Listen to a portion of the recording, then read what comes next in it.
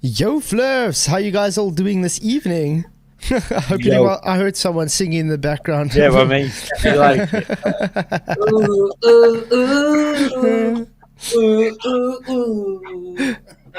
Yo, Fluffies. But it's good to. I'm just enjoying my good mood till Toon shows up. But it's good to have you guys in. Yeah, guys, we have Michael Kahn, Neil Constantino, PJ Cruikshank, and Paul in Element. Yeah, I hope you guys are all doing well. We've been chatting for the last 2 hours, so yeah, you've definitely been well. Well, I must say the conversation we've been having could have been a show on its own. It's been alright, hasn't it? It was actually quite good. Start recording conversations. Yeah, sure. I can't just do that. I was too busy concentrating on doing the for the presentation for the debate now. Yeah, because guys, I literally had to create it now because I didn't get time to do it because they took too long to give me the topic and the structure. But hopefully it's long enough, and hopefully I got all the information in I needed.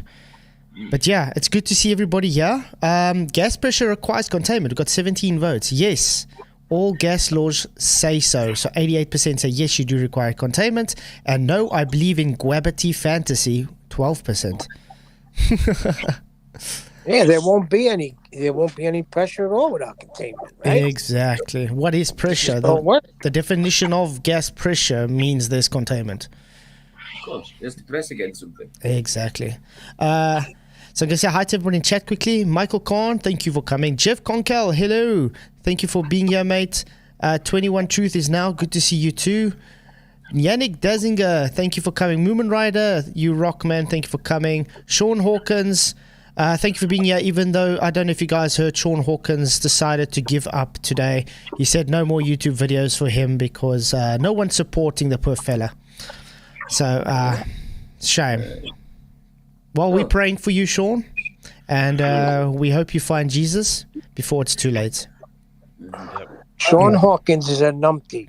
Yeah. He's been dealt with Flatzoid, he's been dealt with many years ago.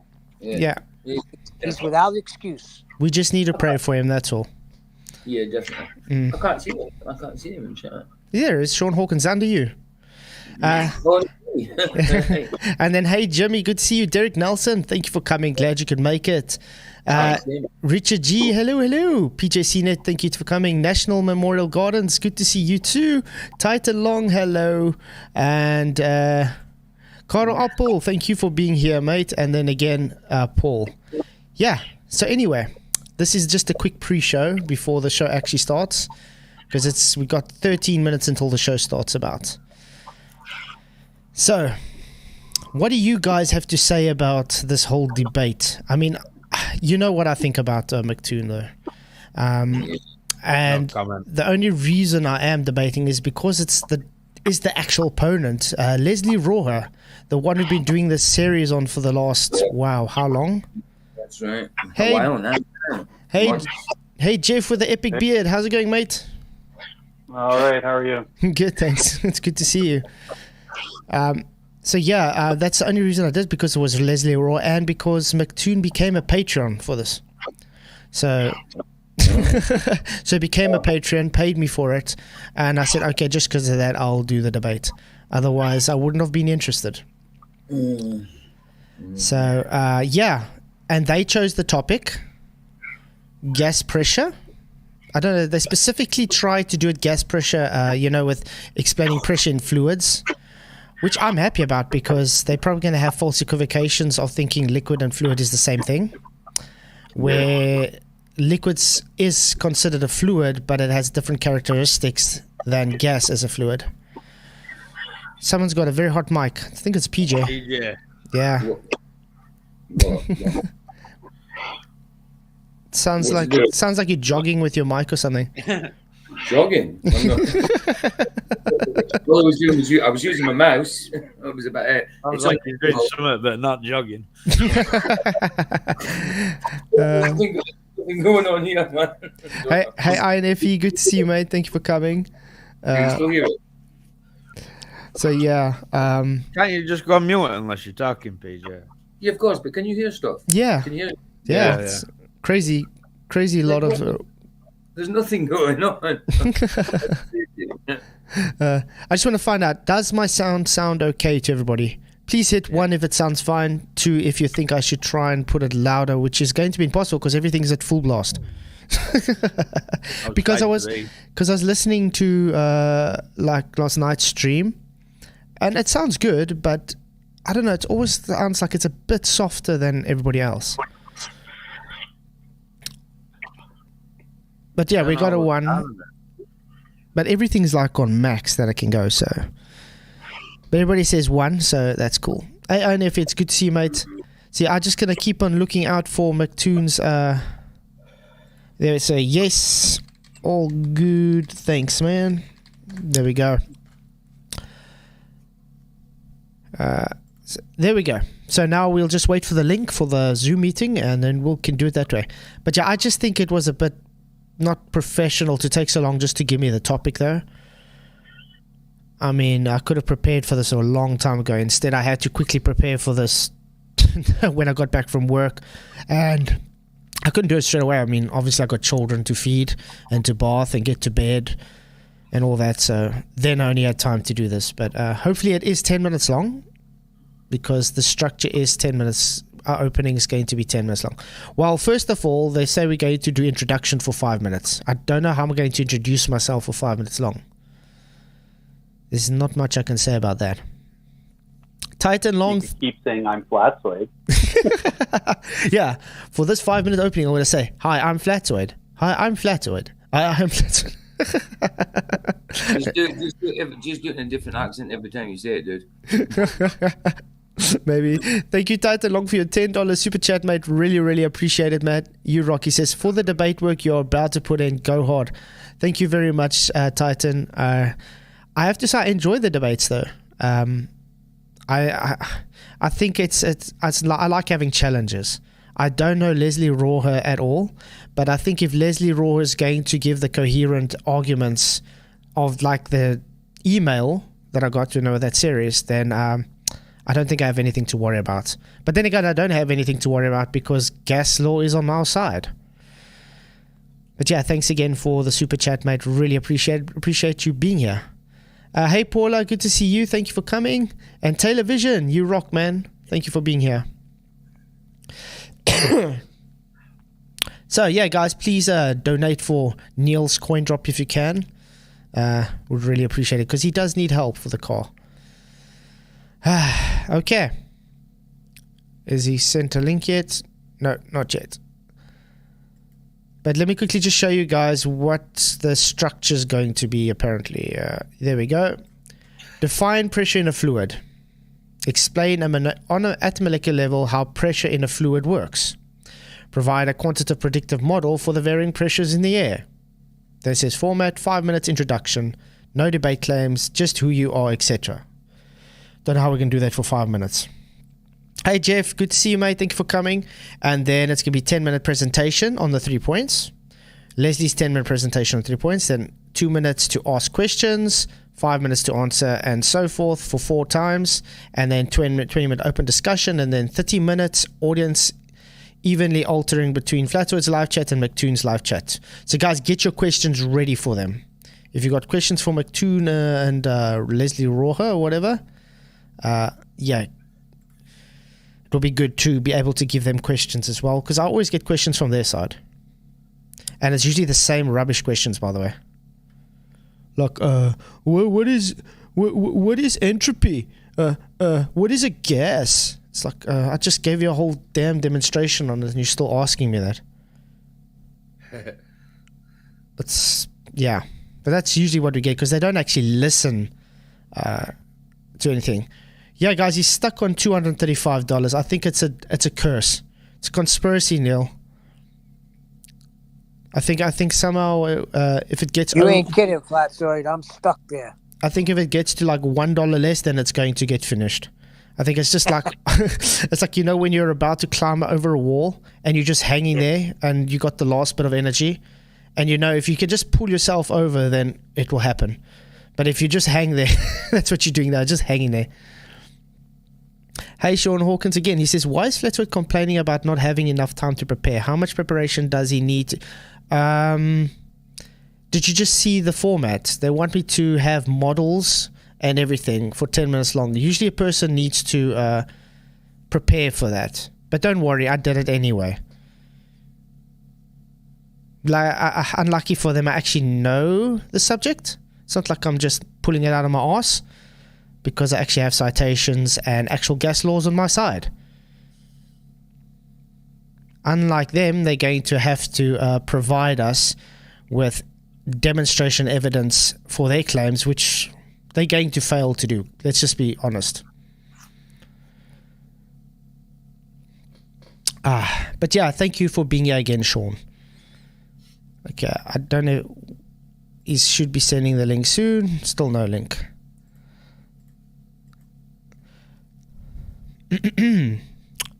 Wow. What a lively pre-show. Maybe the internet's slow. I don't know. But yeah. I'm just excited to have a debate because everybody's, I don't know, people don't really want to debate me anymore. There's so much people that say they want to debate, and when it's finally going to have time to set it up, it just never happens. I mean, like Dave McKeegan. He wanted to debate me, and it just never happened. I mean, Dave Farina's still running away from me. Simon Dan, well, yeah, he runs away from everybody. Dave McKeegan's over though, isn't he? Like after his epic triangle performance.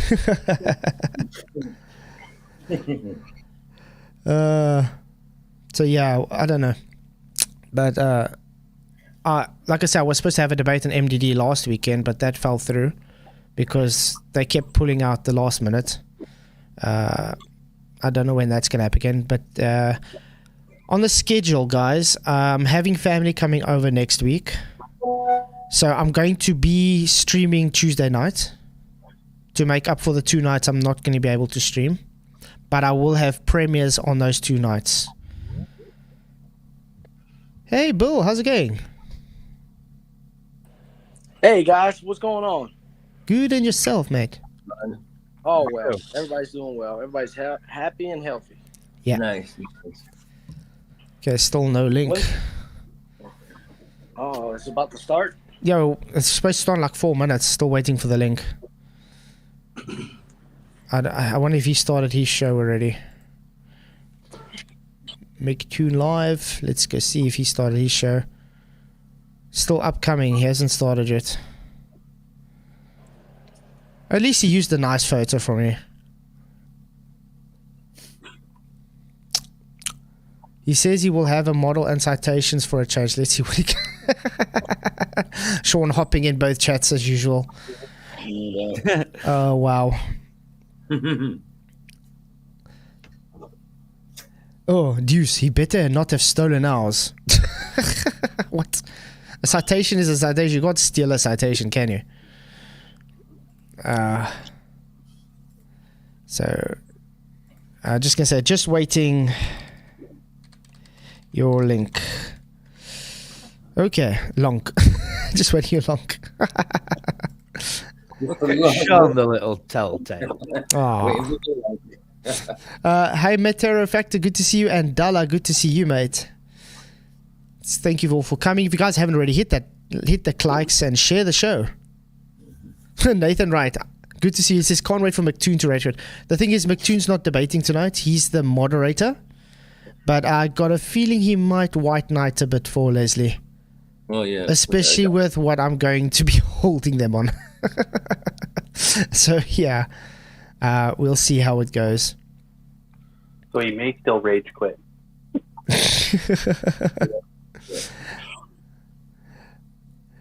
Citations are an appeal to authority fallacy. Well, the thing is how they work. If you don't have a citation, then it doesn't work. But as soon as you bring a citation, the other hand wave, dismiss it, or say that's appeal to authority. Yeah, exactly. So they can't make up their mind what they want. So I'll be doing one better than just showing citations. I'll be showing demonstrations and explaining things. What are we going to get from them? Oh, look, I point to the sky. So atmosphere. Because they still don't get...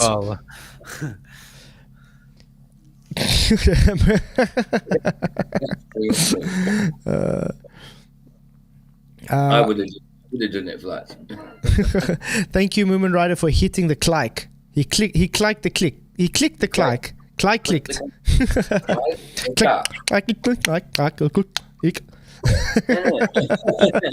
It sounds like a dolphin. Like a bushman. Bushman. Yeah.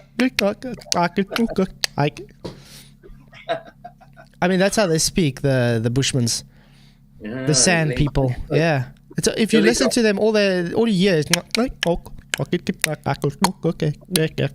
God, that Like sounds. that thing on Popeye. That sounds like when you get music cutting out in that. Crazy. Hey, Price of Adam. Hey, YouTube. Good to see you. I see that the votes have gone up to 33 again. What's going on? It's always 33. Gas pressure requires containment. 70% say yes. All gas laws say so. No, I believe in Gravity Fantasy. 30%. Any link? Okay, I've got the link, guys. Ooh. So I guess this is where the pre-show is going to end. Are you gonna drop out Element, Flatzoid? No, I'm going to stay in here. I'll stay in here for you guys. But right. but will you guys just mute though? Eh? Yeah, of course. Awesome. Right. We're muting now, yeah? Yeah. All right. See you in a bit, Flat. Shot. I just want to see if I can change this. That video. Ooh, see if I can change it because that's a bit too hectic for me. Maybe gas pressure. I'm gonna do that one. Huh? Aw, can't use it. Okay, maybe I'll use that one then. Let's do that. Yeah. General accessibility. Okay. Join.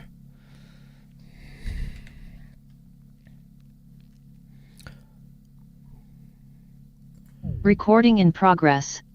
Got it. We've Hello. got Flatzoid coming in. Hello, Flatzoid. Welcome, Flatzoid. How's it good? Good to see you guys. Your shirt says Yo Flurfs. Yeah, it does. You like it? It's funny. Yeah, because I open my show every night with Yo Flurfs. How's it going? Oh, all right. We had to make Yo Flurfs cool. Good luck with that then. So I'll do a real short so people know. I am a member on your Patreon. And one of the perks of being a member at the level I'm at is a monthly one-on-one. And this is that monthly one-on-one. Exactly. So I appreciate that. And a special message to anybody on your chat. If you are letting me beat you in supporting Flatzoid, what's going on? Seriously, you can't let me beat you. You go support what you like. All right. I like your shirt, by the way. May the force meet momentum with you. Correct. That's the actual second law of momentum. Second Newton's law. There's no momentum in this. No, there's no momentum. dV over dt. It's momentum. Force over ma. That's the actual derivative. I actually did a presentation on this, mate. All right. Anyway, oh my gosh. This for reference. So the format is I'm just moderating. I'm giving my one-on-one to Leslie basically, and there's going to be a format. We figure out ahead of time. I'll cover it quick. It's in the description for my video, but there's 3 questions, 3 things that both of them are going to go over. They're going to define a pressure in a fluid. They're going to explain at a molecular level how pressure in a fluid works, and they're going to provide a quantitative predictive model for the varying pressure in the air. The format is both you guys will get a chance to introduce yourselves. Then Flatzoid gets 10 minutes to present on those 3 topics, followed by Leslie on those 3 topics. Then we go into a total of 4 rounds of this, where Flatzoid asks a question. You got about 2 minutes to ask that, and Leslie has 5 to answer. And then we flip that. Leslie has 2 minutes to ask a question, and Flatzoid has 5 minutes to answer. Of course, that's, like I said, 4 rounds of that. followed by a 20-minute open discussion and 30 minutes where I will take questions from both of the audiences. So if you want to ask a question to one of the other two people, I'm just going to begin scraping it from both chats. I have both of them up. So that's it for me. It's the introductions then are to Flatzoid. You got a few minutes to introduce yourself. Yeah, well, I'm Flatzoid. If no one knows that, I don't know if you've been hiding under a rock, because I know Mctoon's been speaking about me quite a few times on his channel. I got a YouTube channel. I don't know how will I say for 5 minutes who I am. I'm from South Africa, obviously. I'm a flat earther. And yeah, I'm writing a book at the moment, so hopefully Mctoon will get that book when it's done, because I know he loves flat earth books. Yes, definitely. And it's good to actually see Leslie Rhorer, because yeah, I was always wondering how Leslie Rhorer actually looks. Now you remind me of Santa Claus. Epic beard, by the way. But yeah, that's about all I can say who I am. But yeah, I got a flat earth channel, and if you guys want to, just go ahead over there, and I do some presentations and live streams practically every single night. And that's about it. Yeah. Thanks for having me on. Awesome. All right, Leslie, you keep it to less than 5 minutes in your introduction. Oh yeah. No evidence at this part. No. Flatzoid, thank you very much. Glad you like the beard. I spent 2 or 3 days growing it. And obviously I'm not exactly young. I spent almost 5 years, about 50 years ago, studying physics. And then I decided to become an engineer. And so I've been an engineer ever since then.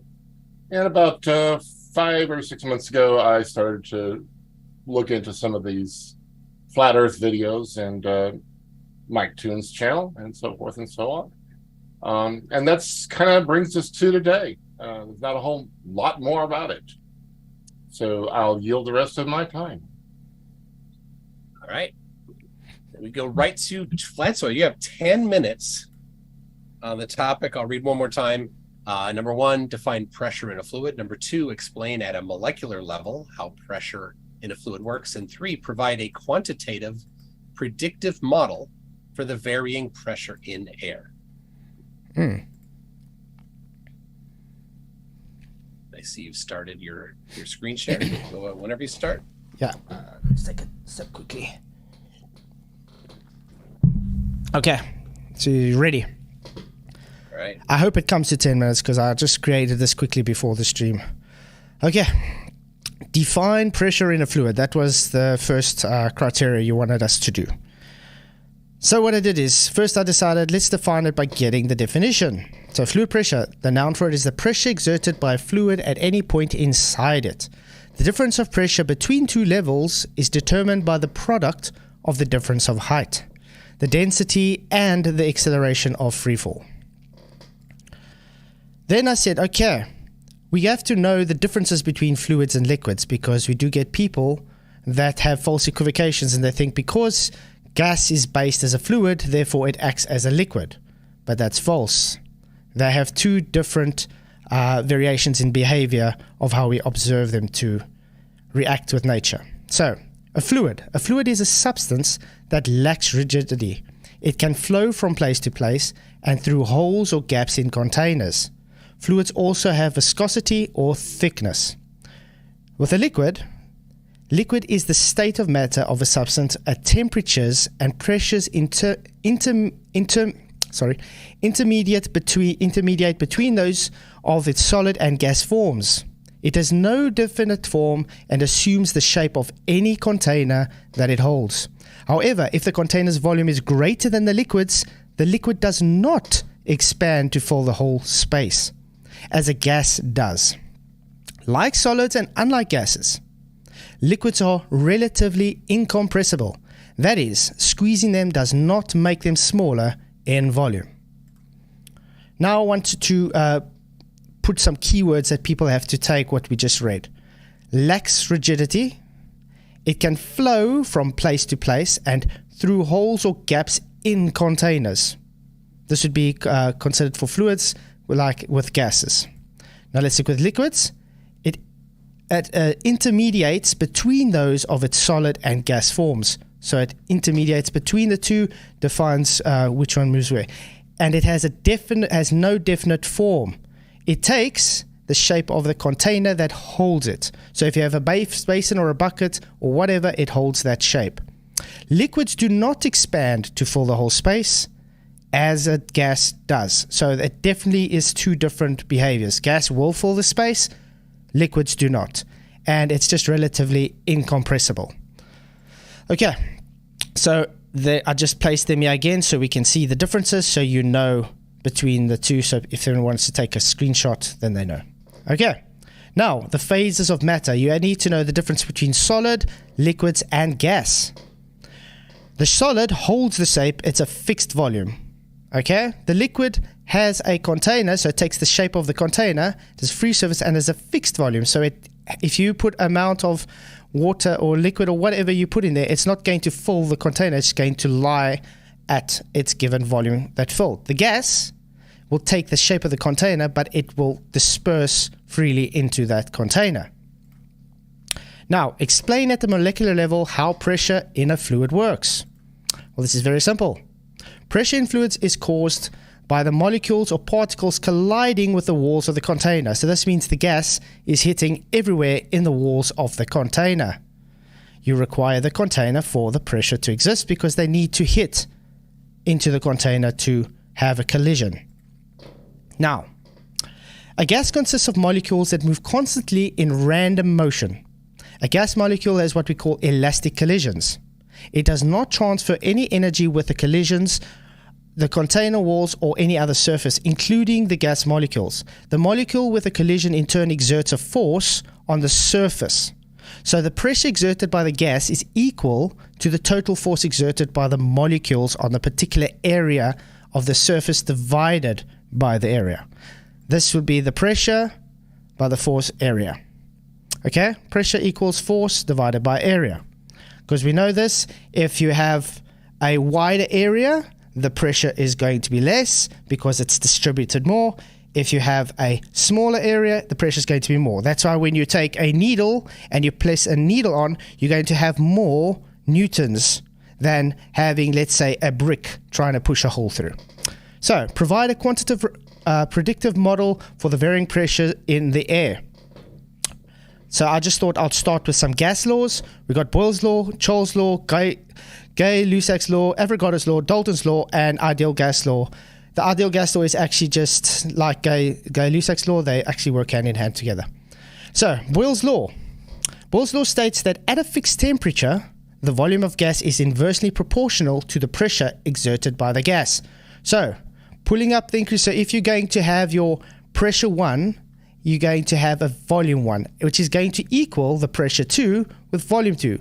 So if you're going to change the pressure or the volume, it's going to be inversely proportional to the pressure or the volume, because you change it, it changes the volume. If you change the volume, it changes the pressure. Okay, Charles' law. Charles' law states that the volume of a gas equals a constant value multiplied by its temperature as measured in Kelvin. So if the temperature is going to rise, it's going to expand, and it's going to change the volume. So the temperature will change, and vice versa. Now we go to Gay-Lussac's law. This is actually, like I said, it's actually based on the ideal gas law. It states that the pressure of a given mass of gas varies directly with the absolute temperature of the gas. So when the volume of the gas is kept constant. So if your gas is kept constant and you have a volume, it's going to keep it at that certain pressure and volume. Let's move to Avogadro's law. Avogadro's law states that the volume of a gas is directly proportional to the number of the moles of gas when the temperature and pressure are held constant too. So you have your first volume, which equals your number of moles, okay, which is then the second volume, which is the second number of moles. So this should explain why you have different different pressures with different volumes. Then we have Dalton's law. This is what your atmospheric pressure is based on, by the way, guys. Take note what those gases are. Yes, it's gas. Dalton's law is a partial pressure state that the total pressures exerted by a mixture of gases is the sum of the individual partial gases. So all these gases together make up the 14.7 psi that we call the atmosphere. Note that they are all gases and they all have their own pressures. then it's the ideal gas law, just like I stated with Gacy-Lussac's law, which is actually about the same. Sorry, I'm going through this so quickly because it's time. Okay, so provide a quantitative predictive model for varying pressure in the air. Very simple, actually. The higher the elevation, the less pressure due to more volume to fill, and less pressure and temperature. So what we see is, with altitude, the volume is going to increase because you got further distances for the molecules to travel. And because you got less gas up there, you have less pressure, and less temperature, you have less pressure. So at the ground level, there's more to hit off of, so there's more collisions, there's more heat transfer thanks to like the sun going and giving radiation off the ground and whatever. We have what we call dynamic systems, so everything is working in a dynamic system. So to conclude, the atmosphere is gas and has to abide by gas law. Thus, containment is required. And just for showing everybody, atmospheric gases are gases located in Earth's atmosphere. These gases primarily include oxygen and nitrogen, blah, blah, blah, the greenhouse gases, just to show you that if it's a gas, it has to abide by gas law. And I'll give the rest of my time. Right. Well, good. You had a minute and a half left. Oh, that's not too bad. All right. And we're on to Leslie's presentation. Hello. So, same three things, 10 minutes. yes. So, Flatzoid, you didn't really define pressure at all in a fluid. This isn't, Leslie, this isn't your time to respond to him, just to, Right. Okay. to do your presentation. Yeah, you'll have All that right. later. Okay. So the pressure in a fluid, and a fluid is, in generally speaking, it is either a liquid, a gas, or a plasma. And the pressure in a fluid is defined as, and I'm not going to give the expression unless somebody really wants it, but it's basically an expression involving the entropy of the fluid. And it does result in a particular force exerted over an area.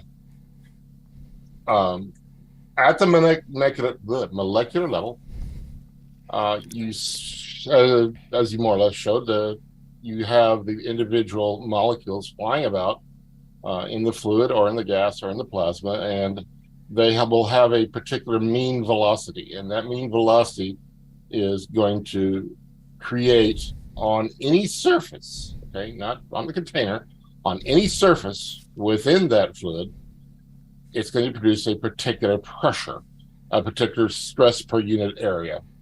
And that is, of course, as the velocity of the gas increases, the mean velocity of the gas increases, the pressure will increase. Also, as the density of the gas increases, the pressure will increase. And of course, as the kinetic energy of the molecules increase, say they're heavier molecules, you'll also increase the pressure that's observed. And finally, a predictive model. A predictive model means that you can determine, okay, from a certain set of circumstances, what is going on. All right, so I'm gonna share my screen here. And there we go. Share. All right, let me know when that is live. Yep, we got it. Great, okay. So let us first assume that these are not fluids, they're solids, okay? And so let's say that each one of these weighs 100 newtons. Each one of these discs weighs 100 newtons, as you see here, okay? Well, we've got 5 of them. So as we would expect, the force here applied to the floor is 500 newtons, all right? If we come to this level then, we're only applying 400 newtons on this disc, and then 300, 200, 100 newtons on below them. At the same time, in order for these not to be moving by Newton's third law, there has to be an equal amount of upward and downward force. So this unit, okay, has 300 newtons above it and 100 newtons on its own, pressing down with a force of 400 newtons.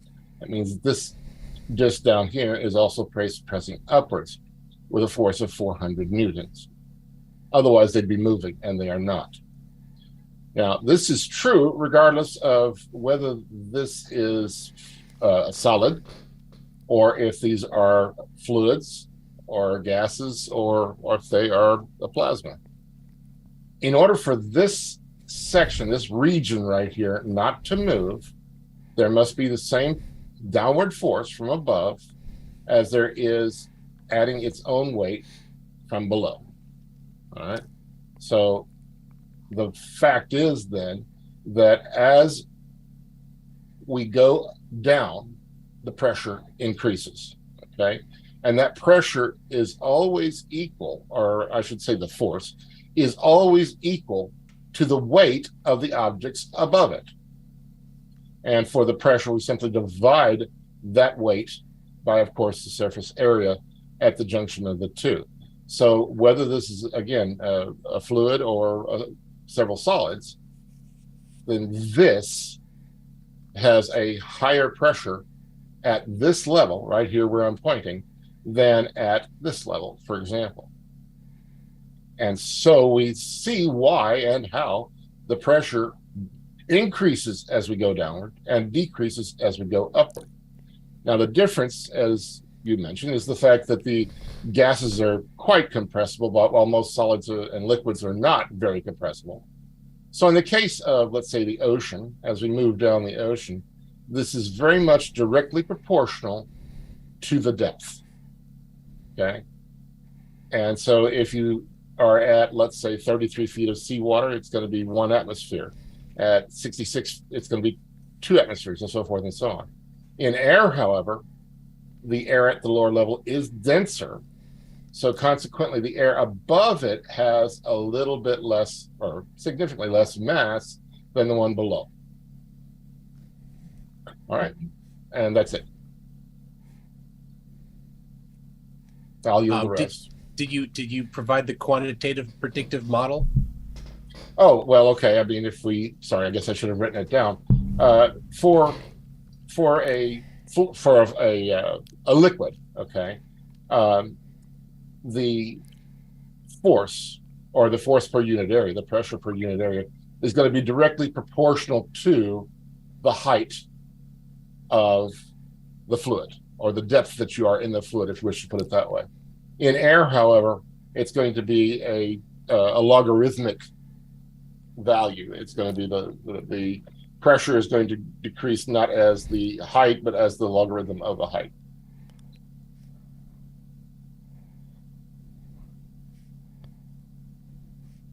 All right, is that it? That's it. All right. You want to stop the share? I am. There we go. All right. So we go to our 4 rounds. It'll be a total of 8 exchanges. Flatzoid, you have 2 minutes to ask a question, and then Leslie will have 5 to answer. To ask a question. Okay.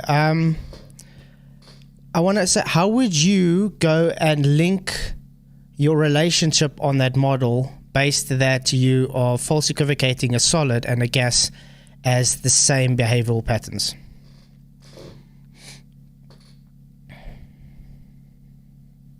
And let me know for sure when you're done, so that I. Yeah, that's my question. All right, go ahead, Leslie. 5 minutes. I didn't understand the question. I'm sorry. Okay, I'll try and explain it somehow. How are you going to make your model to not have a false equivalence of solids and gases, because you are false equivocating gas and solid to work the same, because solids are bonded, gases are not. How are you going to make your model work on the same principle if they behave differently?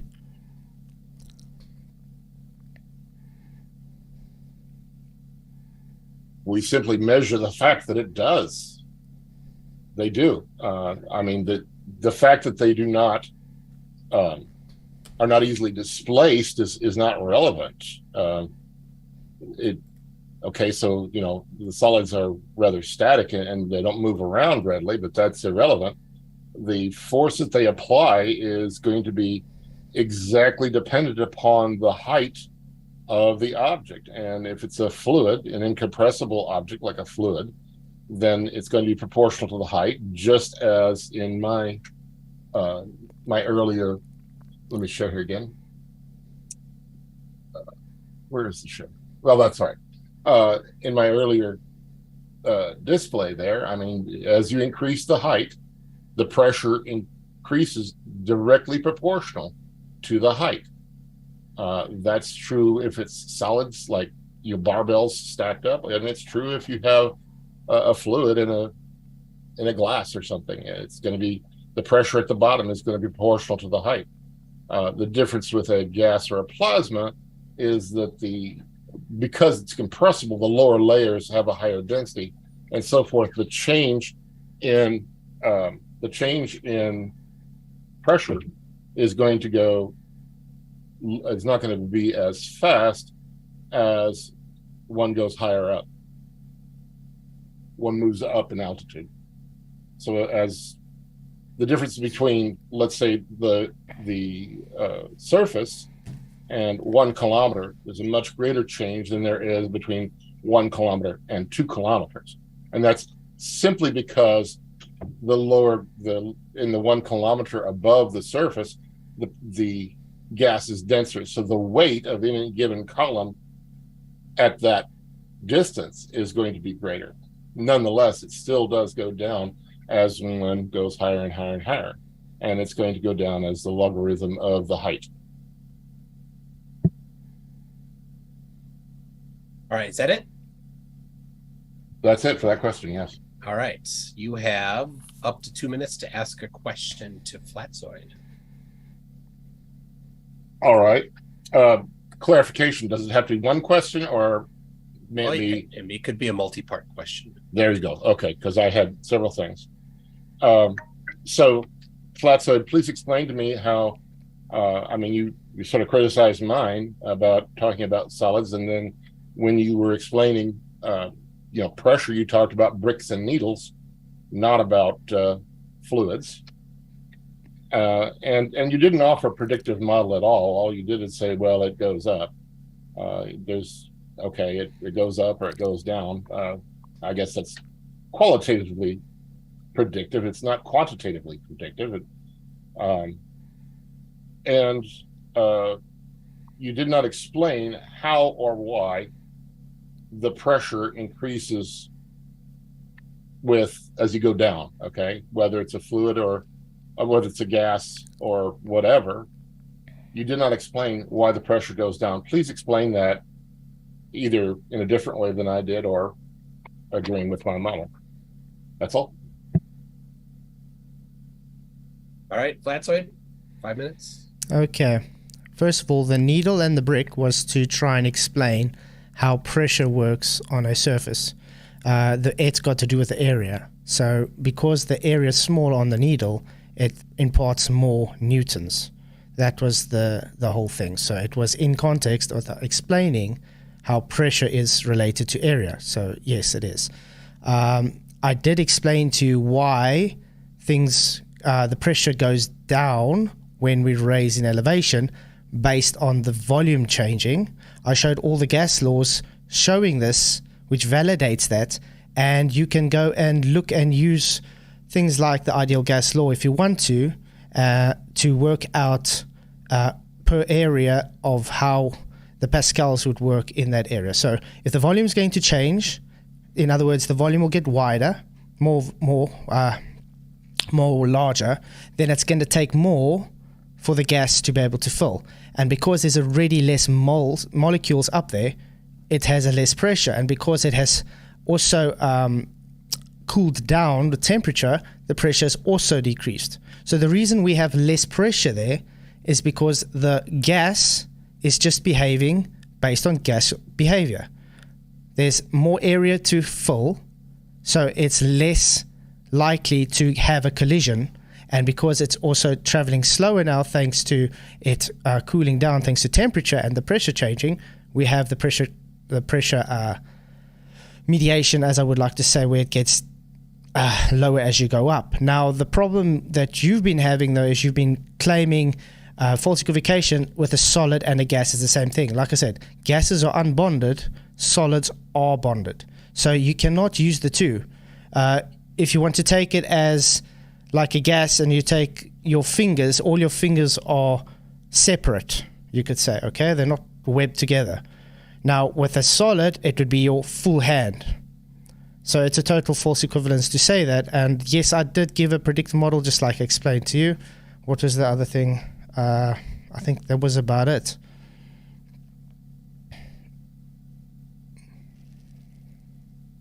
All right. Well, Flatzoid, you have 2 minutes. Awesome. Ask your question. Awesome. This is the third of 8. I want to ask, how do you weigh a gas?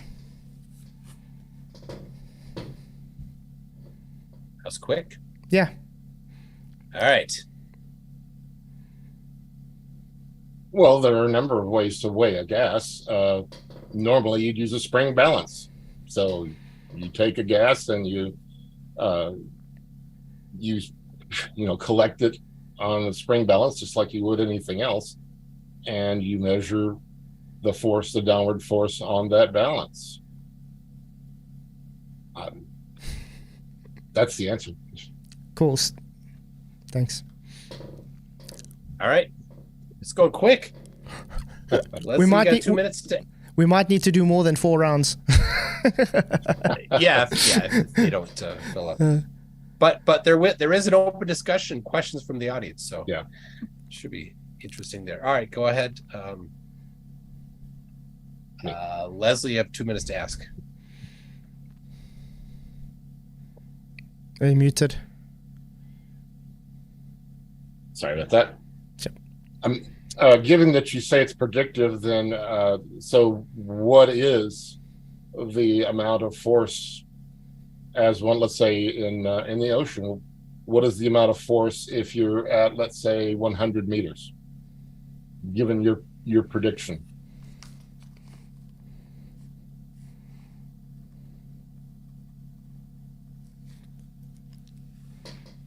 All right, go ahead, Flatzoid. Well, it will be based on what you measure with barometric measurements. As simple as that. Because you use a barometer, which is the pressure hitting on the surface. And I just got to point out, your last answer you gave, you would require containment to have that. So you don't measure a gas, you calculate its weight. So, yeah. But yeah, the 100 meters would just equal to anything that we've seen around. Like I said, you use a barometer. Like I explained it that the reason we see it, but I'm not going to be able to give you 100 meters because I'm not the best at maths, as Mctoon also knows. So I'll concede with that.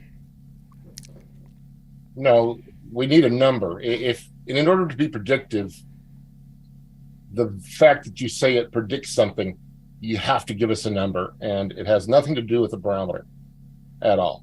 Oh yes, it does. How do you weigh your gas? How do you measure gas? How do you measure gas pressure? That's the saying. You use a barometer, correct? I didn't ask about gas. I said in the ocean. If you're in the ocean, but we worked at about 100 meters. If you're in the ocean at 100 meters, what is the pressure? But we're not talking about water, liquids. We're talking about gases. That's the whole debate topic.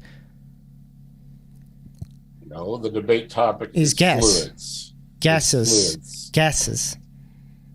Did you see Mctoon's topic? Yeah. Gas. Fluids. Yeah, with fluids. Gases and fluids. No. Yeah. All right, then okay.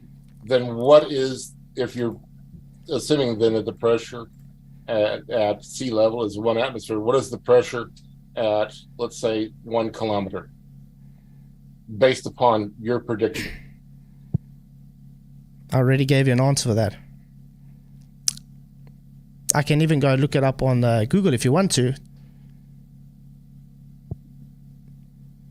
Wait a minute, you just said you made a prediction. No. What does that prediction say about the pressure at 1 kilometer? I'm quickly getting it up for you.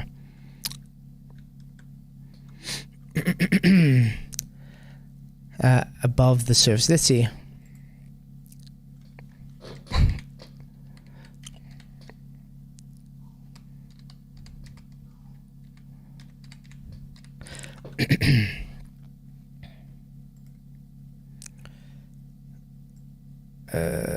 Well, the water pressure would be 10 bar as you put it if it was under the water,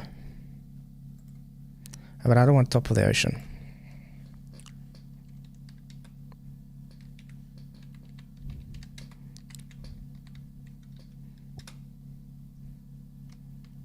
But none of that is from your predictive model. That's So from you 100 looking it meter up above on- sea level, air is about approximately 990 millibars. So it decreased approximately 10 millibar. Altimeters are based on these changes of atmospheric pressure and are used in aircraft by mountain climbers. There we go. So like I said, you can use a barometer, and that's what you get. So they used the barometer, and that's what they measured. Which keeps But with my that's not model. based- Which keeps with my model where I explained you have lower pressure the higher you go up. Did you have lower pressure when you went up? Yes, you did. But that was not what you didn't predict that number. You went to Google for that number. Yeah, because it's observational number. You go to 100 gets 10 millibars less, correct? But would that change if you have a difference in temperature? You tell me. It's your model.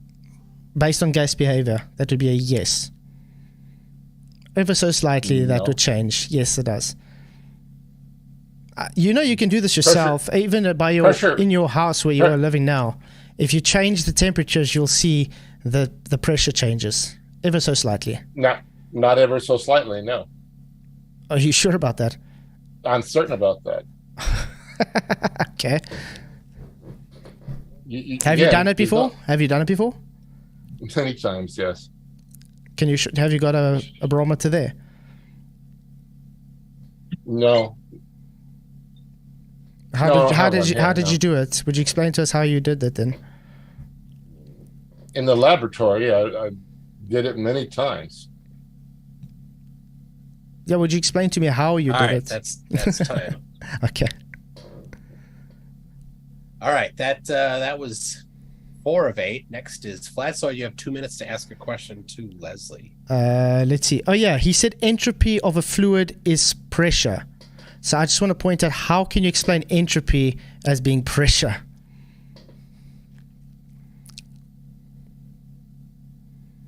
All right, Leslie.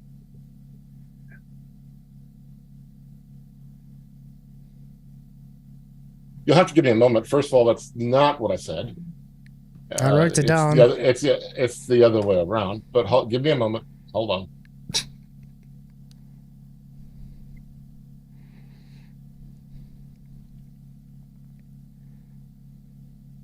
I'll pull this up.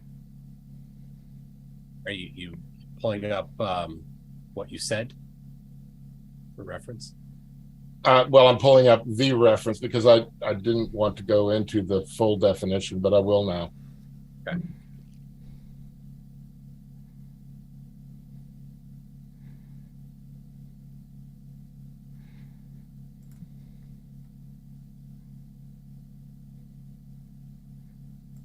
While he's looking for that, guys, I wrote it down. He said entropy of a fluid is pressure. The guy doesn't even know the difference between solids and gases.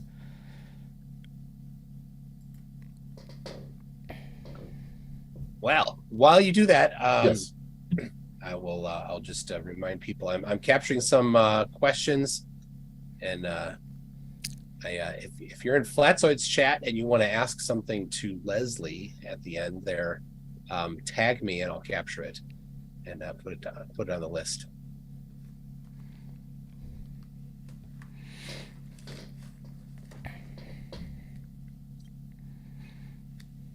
All right. Earth is off. Yes, it does say yo flurps. Yes, it does.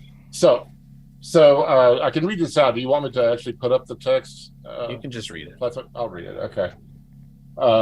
pressure is defined as the derivative of the mean energy by volume under the action of constant entropy.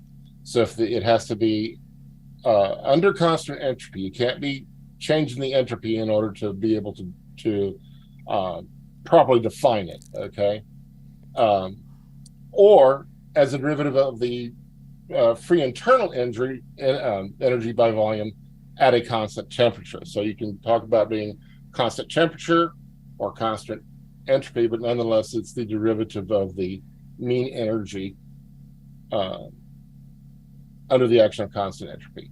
So that's the definition, or they're equivalent definitions, but that is the definition of pressure. Would you be able to send me that link? Yeah, right now it's just an email. If you want an actual link to it, That's fine. I can get it. I'll have to do it later. I mean, obviously I'll have to go searching for it. Awesome. Yeah. Can I ask you another question based on that though? All right, go ahead. What is constant entropy?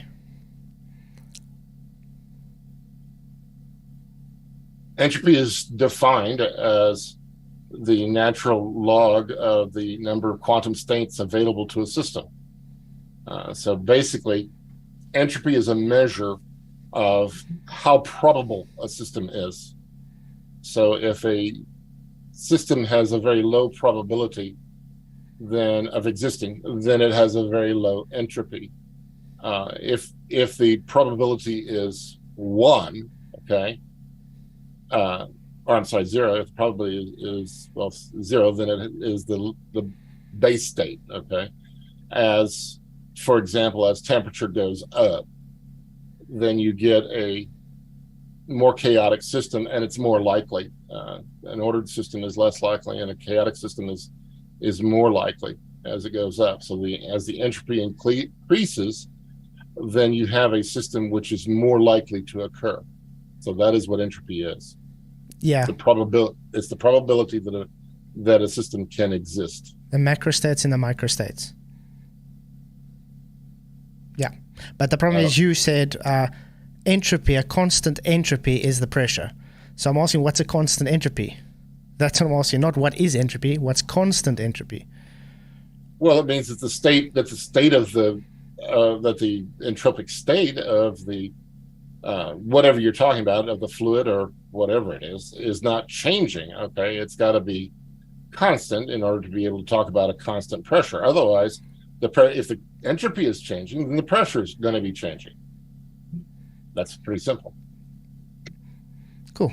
So you would agree that's onto a container wall, though? No, it has nothing to do with any container whatsoever. It doesn't require a container at all. Okay. And it says, I'll read it again. It's the derivative of the mean energy by volume under action. There we go. Container. Thank you. That's not a container. What's a volume? That's time. Sure. Okay. All right. Yeah, they're getting better now. All right, Leslie, you got 2 minutes to ask. Okay. Your statement was simply wrong. Talking about you kept talking about newtons. Newton is not pressure. And your analogy of the needle and the brick were simply incorrect. Perhaps you would like to restate them. No, I stick by it. Newton's is definitely. Hold on. Just okay. Leslie, you need to ask a question. So. All right. Well. Asking him to restate something technically is a question, but I don't. That's not really, what we're going after. So, all right. So if I have a brick, okay, and let's say it has a weight of 100 newtons, and let's say it has a 1/2 meter area. What is the pressure on the floor? Okay, so what? How much newtons? 100 newtons. 100 newtons. Yeah, it's a 100 newton brick. Okay, 100 newton brick. And it has a 1/2 meter, 1/2 meter area surface area. Meter. Can we just say meter for Just No. simple Let's do facts. it. Because No, it will let's do it be with a half a meter, okay. And by the way, 1 Newton is 1 Pascal. So yes, it's an SI unit. It's pressure, it is mate. not. No, it is not. It is not. Okay, let me quickly work it up for you. Where's my calculator? Right. 100 divided by... Question asking time is almost done. 100 divided by... Is it 0.5, correct, for a meter? Half a meter. Half a meter, yeah. 200. 200 Newton. Answer. So it's The 200. answer portion has begun. So it's 200.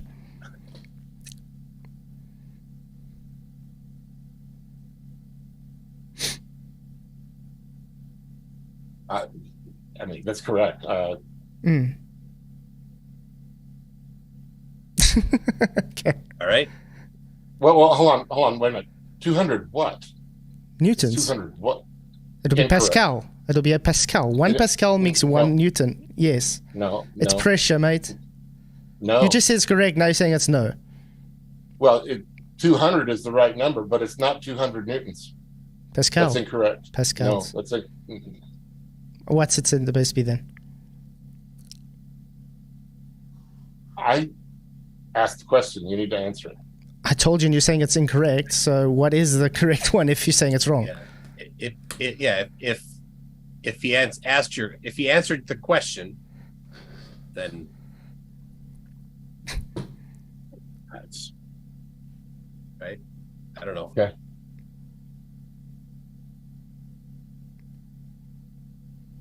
All right. Well, Flatzoid, your turn. Okay. This is number 7 of 9 or 7 of 8 if you want to be more precise. What I have But to I like 7 of 9. Doesn't everybody like 7 of 9? Give me a 1 in Yeah. the chat if you like 7 of 9. Yeah, absolutely. But I have to say I'm enjoying this. Go Okay. ahead. So since you say Newtons can't be Pascals, would you be able to bring me a citation up that shows that? Sure. Easily. All right. Go ahead.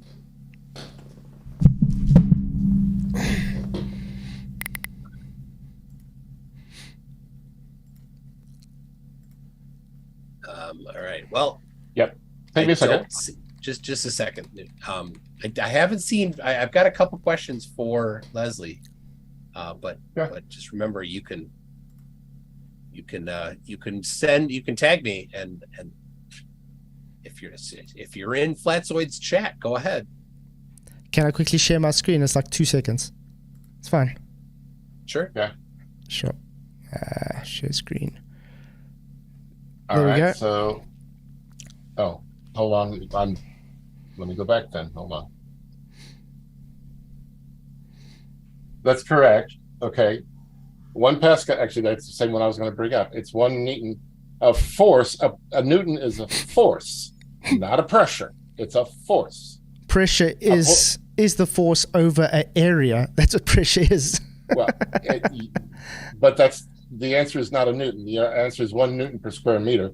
Which is Pascal. Or 200, which is Pascals. 200 newtons per square meters. But it's newtons per square meters. It's not newtons. A Pascal. And and that is a Pascal. That is correct. Thank you.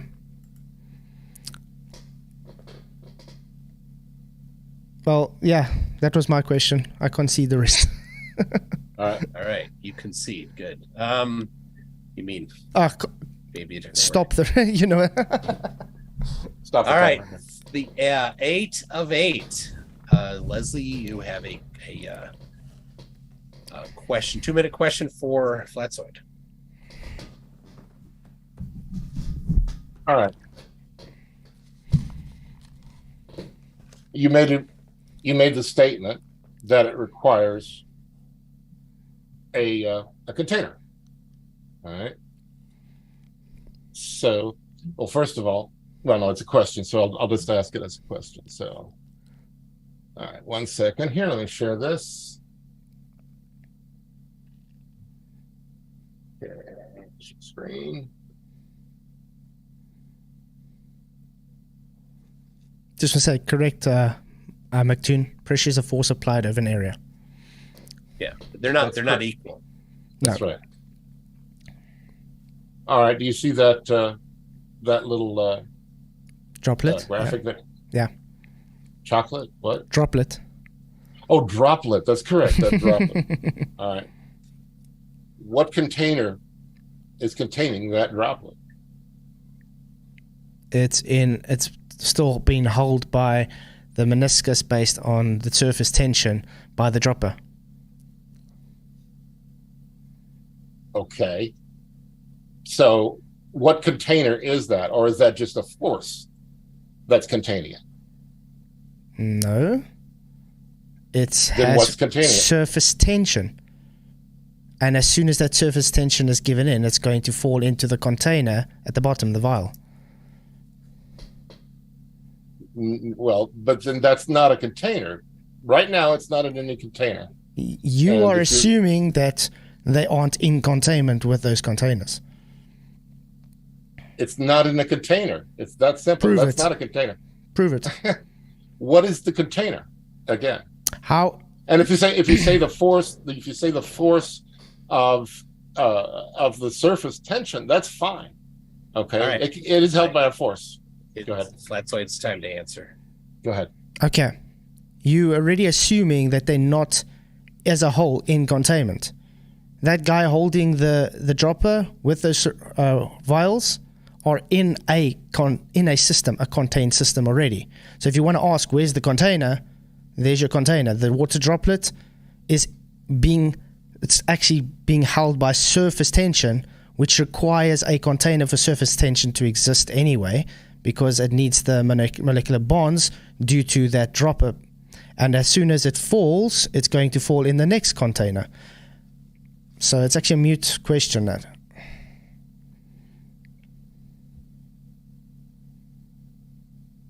All right. I take it you're done? Let me stop that. Okay, I'll stop sharing. All right. The now that wraps up the back and forth questions, and now we're just going to have 20 minutes of open discussion. Awesome.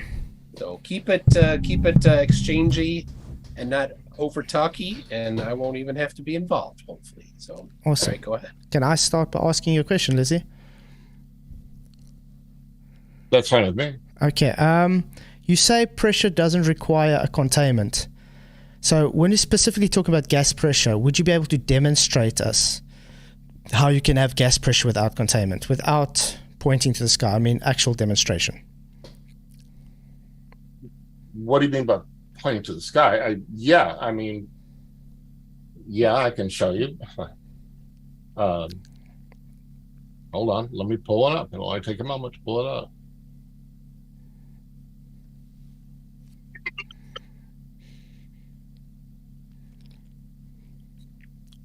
I do appreciate that some people in Flatzoid's chat knows 7 of 9.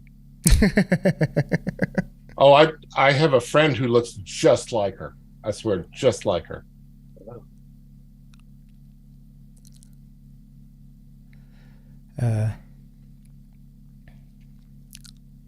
But on a serious note, how long did it take you to grow that beard, though? Not really very long. I grow a beard rather quickly. When I was younger, I would wear a beard not quite this long, but almost this long, for participating in one play, and the next month I'd be without one, and the month after that I'd have a beard again. Awesome. Yeah, because my wife doesn't let me go past 2 weeks. So it just gets bushy, and then she says, take it off. Oh. Okay. Let's see here. Like the fish tank in the back as well. Oh, thank you. He's going to be having sushi later.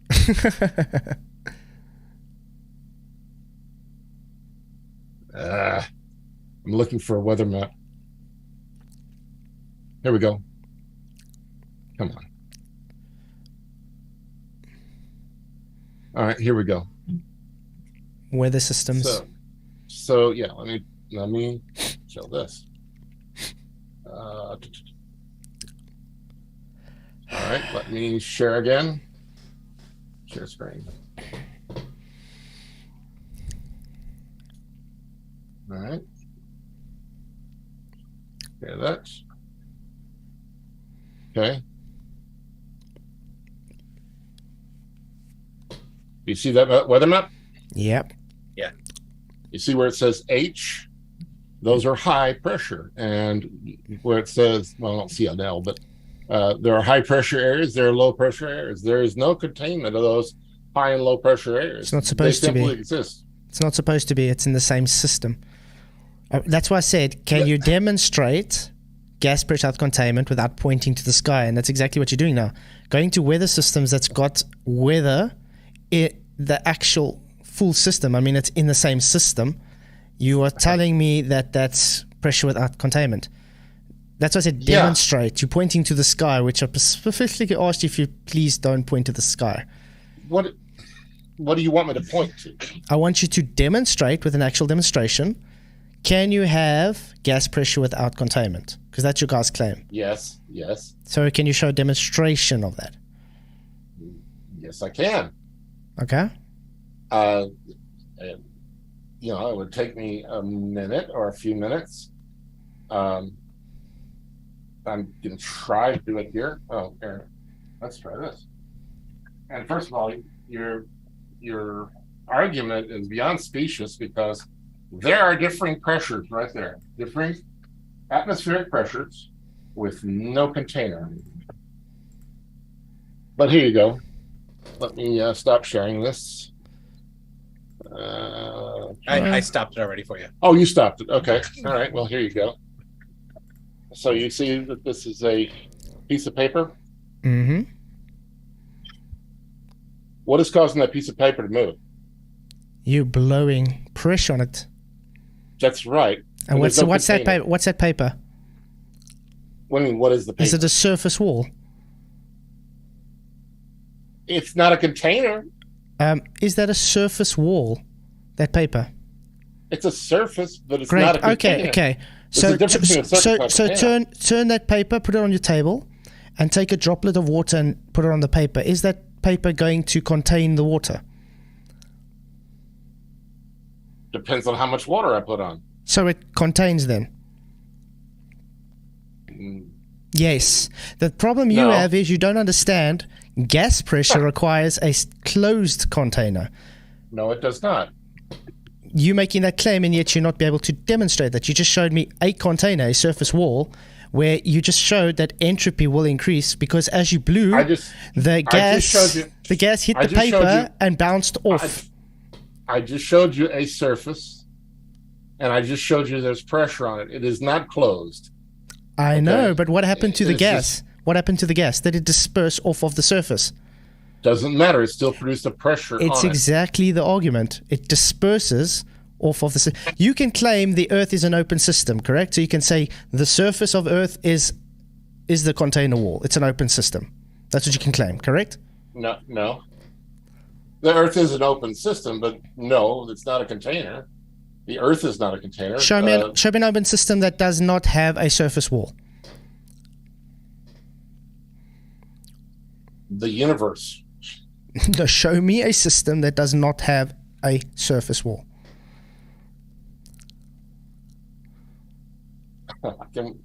You can't because a system, a volume requires containment. No, it doesn't. Yes, it does. Here you go. No, here you go. Right here. Hold on. Here you go. No, it does not. I mean, you can say that all day long. It doesn't mean that it has any validity. It's simply wrong. So here, let me share this. Yeah, what's volume? A volume is a region of space. And that region is based with a boundary? No, not necessarily. So volume doesn't have boundary? No, not necessarily. You're going against what volume means. No, I'm not. Yes, you are. Show me volume without a boundary. Here, I showed you one earlier, but... No, you didn't. You didn't show you. You hand wave dismissing everything, and you're just saying, "I say it's this, so therefore, who cares what physics says?" Here, That is a volume. Okay, right there. Yes, volume. inside a Has no- already has no. yeah, no, an arbitrary it is a volume by itself. That is a volume right there. with an arbitrary boundary, just that you said didn't require. Doesn't have any boundaries. None at all. That's exactly what you just showed with your hands. So then I can say the volume is past your hand boundary that you made. That's not actually a boundary. No, it's not a boundary, which is just what I said, but it's still a volume. Okay, then It's still about an eighth of a cubic meter. which is a That boundary. is a what? No, it isn't. You just said an eighth of a cubic meter. What's a cubic meter? It's a volume. So if I say, okay, I want a volume of 10 cubic meters, and you're saying, but there's no boundary, then how do you know it's 10 cubic meters? Because we measure it. It's that simple. We measure. So a boundary, you got an arbitrary boundary to measure the 10 cubic meters. That's what volume is. No, it's not. What- Simply is not. what's a cubic meter? You can see What's a cubic meter then? it is a volume of space whose Length, width, and breadth, About- correct? typically, yeah. Which requires a boundary if you got a volume of something. No, it doesn't. So I you don't know I can go out in the ocean, okay, and I can sit there and point and say there is 1 cubic meter of water there. It doesn't have to have any boundaries at all. that water is physical. Okay? You're giving a cubic meter, that would be an arbitrary boundary of the water, which is It's already arbitrary. in the It's- system. It's arbitrary, but it's not a boundary. It's just an arbitrary measurement. And oops, hold on. Stop share. I clicked on the wrong thing. I'm sorry. So here we go. All right. So,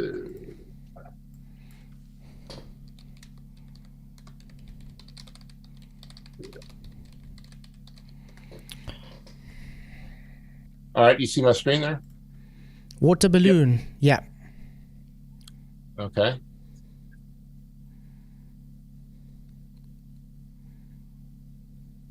All right, so that's a water balloon. All right, what boundary is there? You just popped the boundary. Now it's all But accelerating at the same rate. They're in the 0G plane, correct?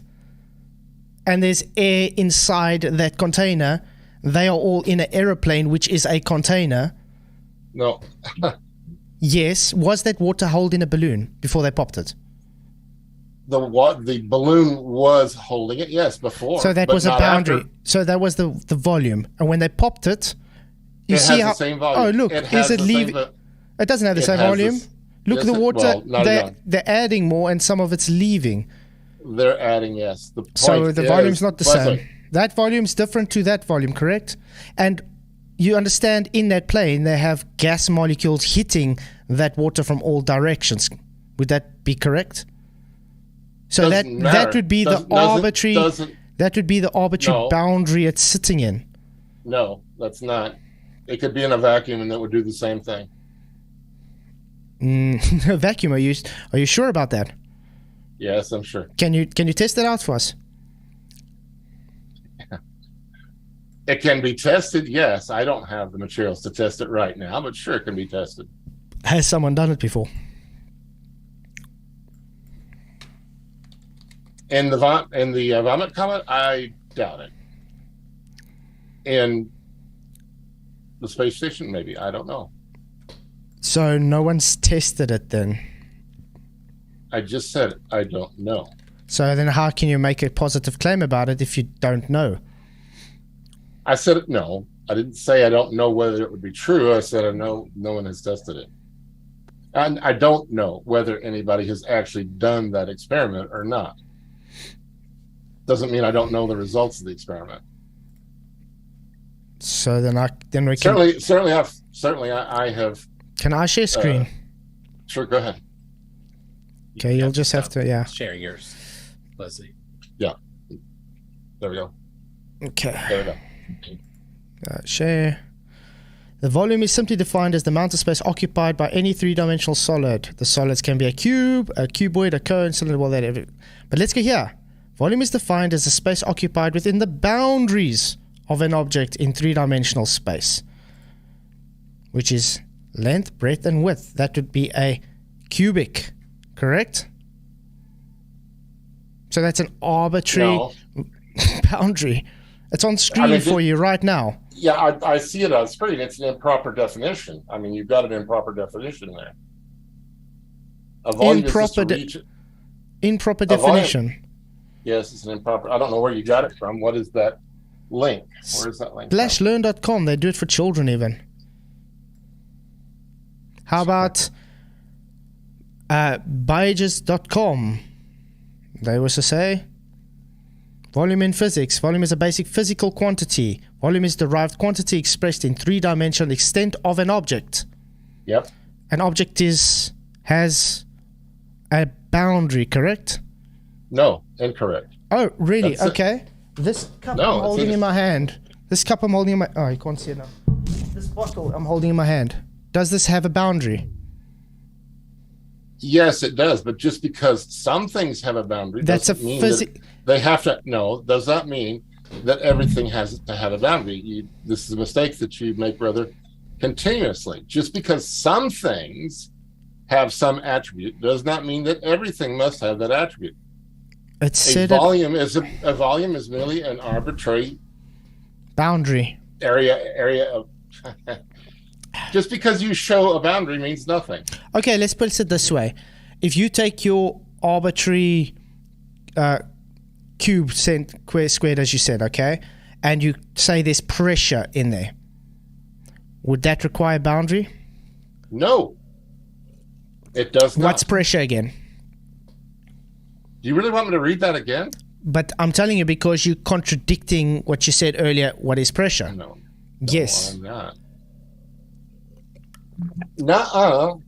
That's exactly what you're doing. Nuh-uh. So, again, I'm going back to my first point. Can you demonstrate gas pressure without containment? Without pointing to the sky. Actual demonstration. I just did right here. That is a container. I proved it by showing it on the table and sticking water on it. It holds water. Container. That is not a It's an open container. It's like taking a plate. This cup I got in my hand. This is a container. But does it hold gas? No. No. But it's a container. It holds liquid.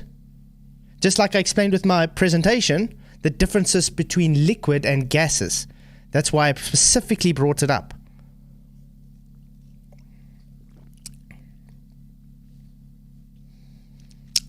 So I've just demonstrated. Show me where your definition of container is. All right. Okay, but let me first show you. This should be your paper. I'm just showing you, demonstrating there. It's containing the pen. You just said. It isn't. No, it isn't. Is it not holding the pen up? Is it not containing the pen? What's it doing then? That's not containing the pen. Look, guys. Merely applying a force to the pen. There we go. Okay, I can't see anything now. But it's literally containing the pen. We couldn't hear you when you. Sorry, I'm just saying it's literally supporting this pen. It is containing this pen. Support is not the same as contain. Contain means to restrain. Yeah, and what's it restraining? Is it restraining this pen from going anywhere else? No, it could roll off. Okay. Still on. Seems to be containing it quite well. So are you just going to concede that a surface... A single surface can be... Okay, well then, all right, well then according to you, the surface of the Earth is containing the atmosphere. According to the globe model, yeah. According to the globe model, yes. No, absolutely not. That is absolutely incorrect. According to you, the surface of the Earth is a container, and it's containing it, so there doesn't need to be any other container other than the surface of the Earth. False. If your Earth is considered... If your Earth is... then you're false equivocating solids again with gases. That thing does not contain gas because the gas hits it and bounces off. It disperses into the available volume. The same with your Earth. There's gas on it right now. There's gas on it right now. Okay. It's not going anywhere. Gas is hitting and moving away constantly. That's happening, correct? It's not the same gas molecule staying here. It hits it and bounces off, correct? Not in net. No. Yes, it is. There's no net change. Have you ever heard of the Brownian motion? Of course, I've heard of Brownian motion. Great. So, do gases static? No, I mean, No. nothing is totally static, but that's beside the point. We need to stick on point, okay? It's his point. The fact is that no, it isn't. It is. The gas hits the open the single open container, the single surface wall, and bounces straight off. It collides and goes the opposite direction. That is how gas works. So does water. So does water. No. So does. Yes, it does. Okay, I'm going to put Yes, it water does. on. I'm going to put water on there quickly, and then you tell me if it's bouncing off. Flatzoid. Brownian motion There was we go. first observed in water. There we go. I got liquid on here. Is it going off? Is it containing this liquid? Is the liquid bouncing off like gas? Gas doesn't bounce. Gas doesn't bounce off either. That's you going against what gas is. No, I'm not. Do you You understand? simply do not. You have not defined it. Show me a static gas. Show me a static gas. It's just. It's no more or less static than that water. Show me a static gas. Right here. If it's bouncing off there, how come this isn't going anywhere? So you saying there's not 14.7 psi right now by you? Are you saying that there's not 14 psi on that paper that you just plus some? That paper you just dropped water on. Yes, but it's an open system inside a contained system. The difference is you don't have a contained system to make that claim.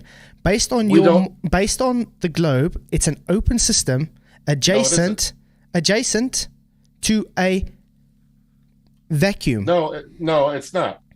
It's No, not. it isn't. Okay. No, it's not. Is it a closed system then? Is it a closed It's system? not. It's not a closed system. No, but that's. Then what it's system not is it? adjacent- It's an open system. So it is an open system, So which you what? just said it isn't. So what? No, it's not adjacent to the vacuum. Okay, so Space space. is not- So space is part of Earth's atmosphere then.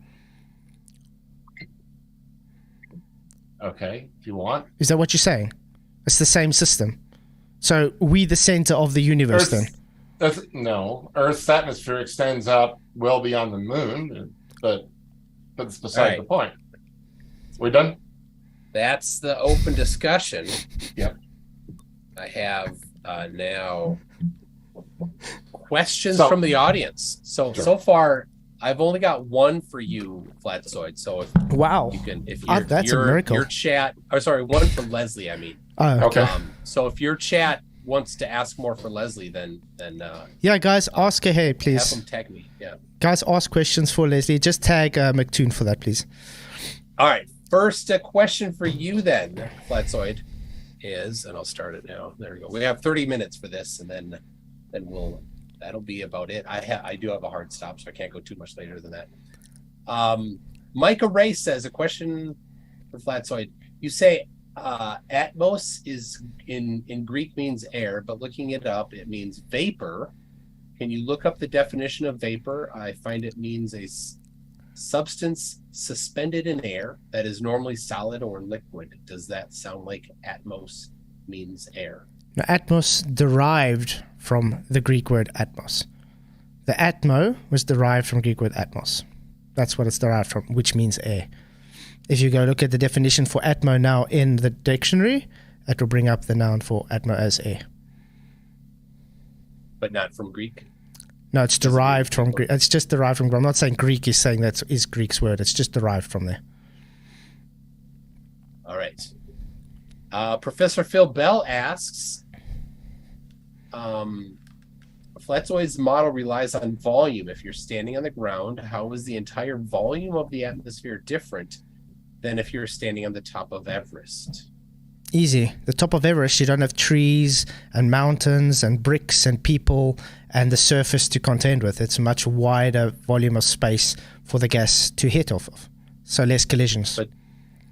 I think his point is he says that the entire container, as you defined it, is the same volume regardless of where you are. So how's the pressure different? No, that's a straw man. I never said that. It goes against what I just said. I said it's a dynamic system, and therefore the volume which needs to fill changes based on gas behavior. So the higher you go up, the wider the area for the volume to fill, for the gas to fill. And because there's less higher up, because there's less collisions, less temperature, less pressure, therefore we see what we do, the pressure gradients. But this is still ignoring the actual argument, you fool. We require the containment for the pressure to exist. All right. Leslie, question for you from Mum and Ryder. Show me weighing gas without a container.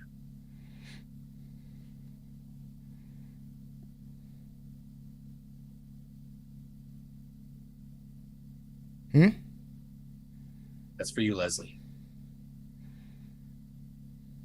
I think he's muted. Are you muted? Oh, sorry about that. Yes, I was muted. Yeah. Okay.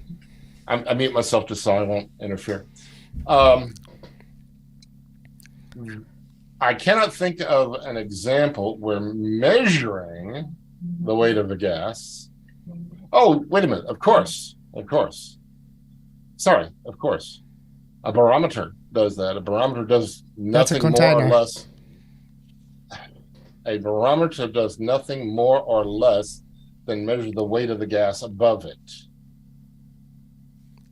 And it does not contain the gas at all. Flatzoid, you continually say it's a container. That's nonsense. All right. Back to got a few more for Leslie, but back to Flatzoid. Can Flatzoid explain the relative density disequilibrium works with satellite labs that are producing drugs in space using microgravity environments? Density alone does not seem to work. First of all, he's begging the question: is space and satellites there? Second of all, I don't think this argument is about relative density at the moment. We're talking about gas pressure. So yeah, maybe I can look into it because I've never heard about that argument before. Okay. Back to you, Leslie. We've got Michael Kahn says, Leslie, define elastic collisions. Elastic collisions are defined as a dynamic system wherein all of the bodies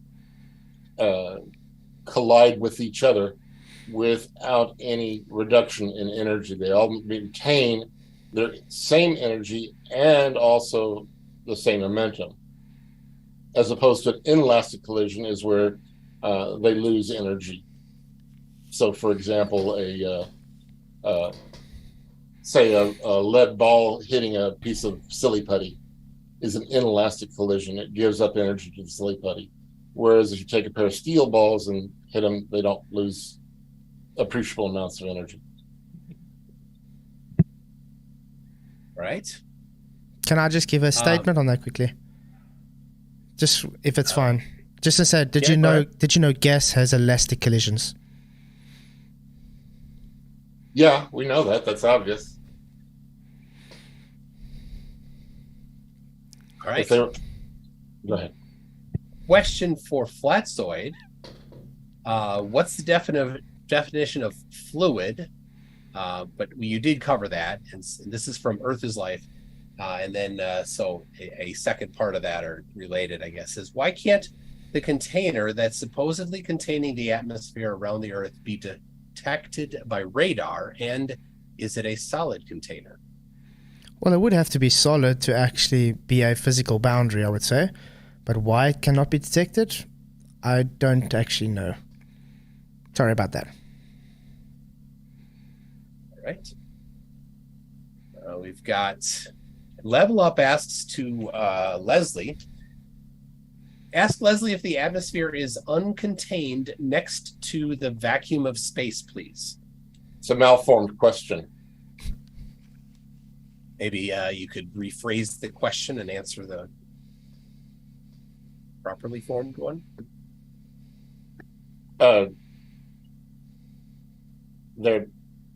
There's nothing. I mean, the only thing that's next to anything is one altitude is next to the next altitude up, and as you go further and further away from the Earth, it goes lower and lower and lower and lower and lower.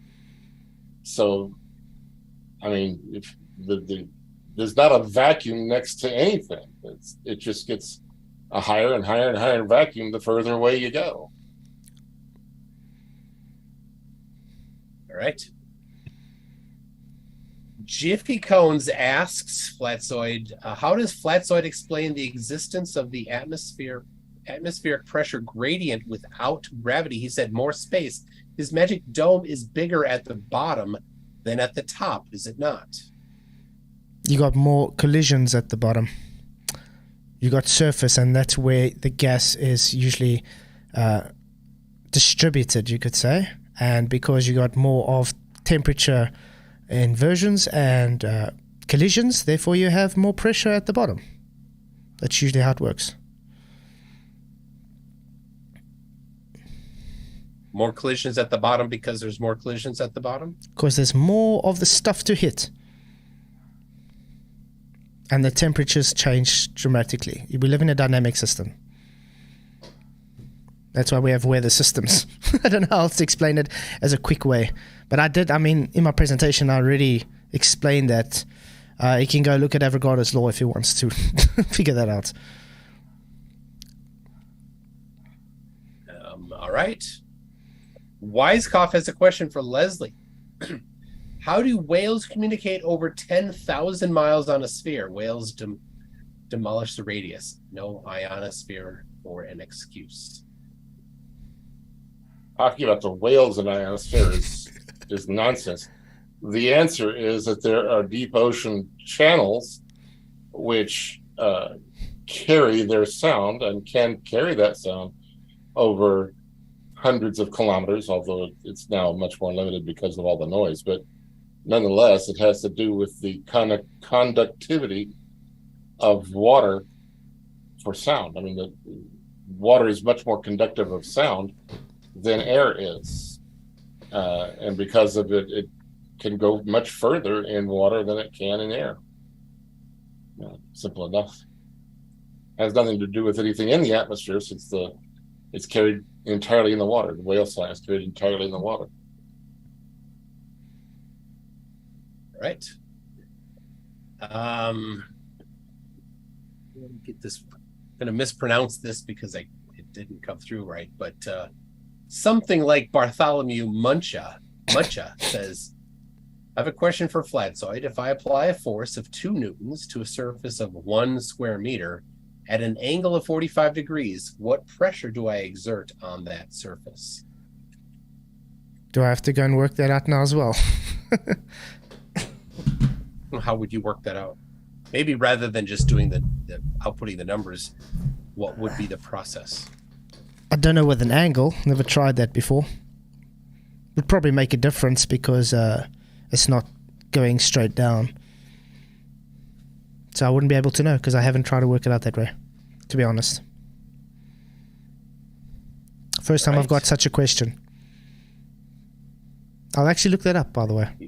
Yeah, that's often that type of stuff's often questions on tests in physics classes. PJ Crookshank says, how can he say gas is static? Surely you know there's bouncing off that paper in all directions. Do you measure the weight of gas or calculate it? There's kind of 2 things in there. I think the first part wasn't much of a question, but you could address that, and then the second part is, do you measure the weight of gas or calculate it? Was that for me? Yes. Okay. Well, you can do both, of course.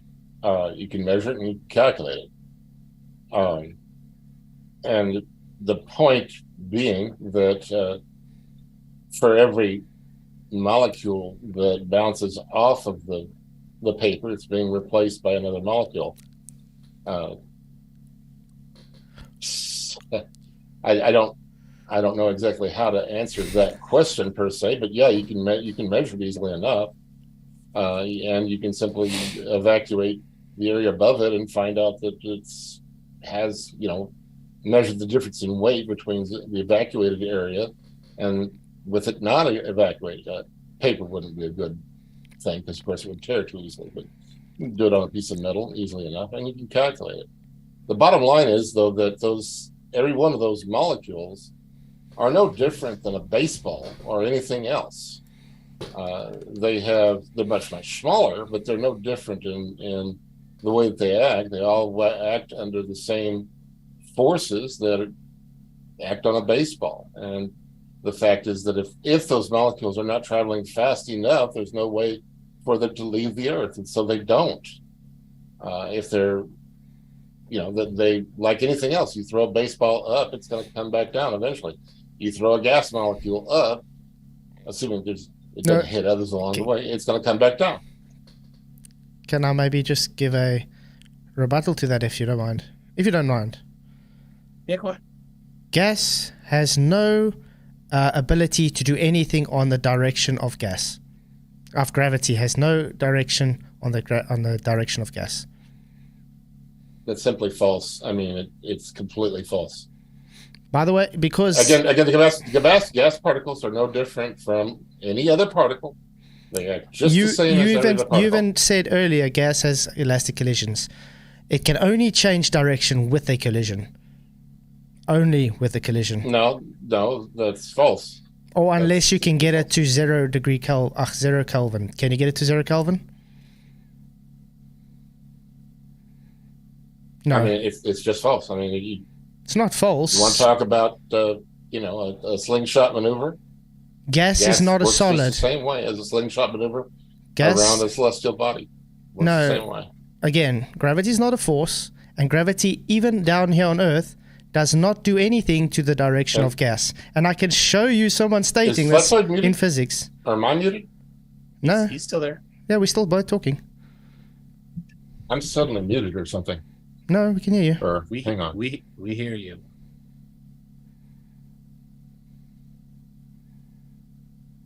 Because I can quickly play a very short clip of a video I did if you want to, where I have someone actually saying this.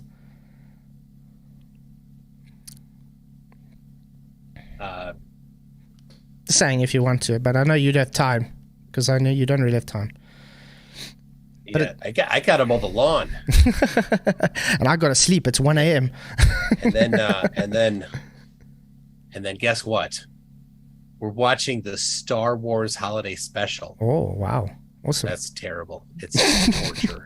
I think you're like me. You like the old Star Wars better than the new Star Wars. Oh, yes. Yeah. Empire is the best.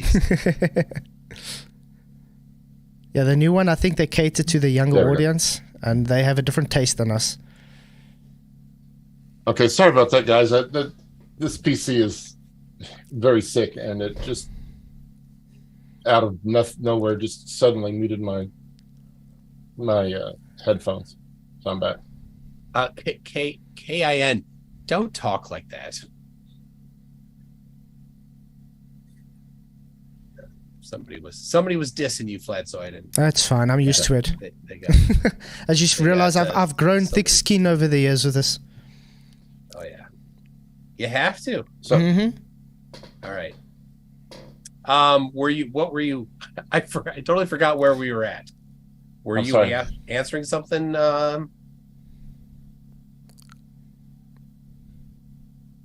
But it was just about the elastic collisions, but it's fine. We can move on. Oh yeah, the elastic collision. Yeah, then he's like, he didn't hear. All right, well let's move forward then.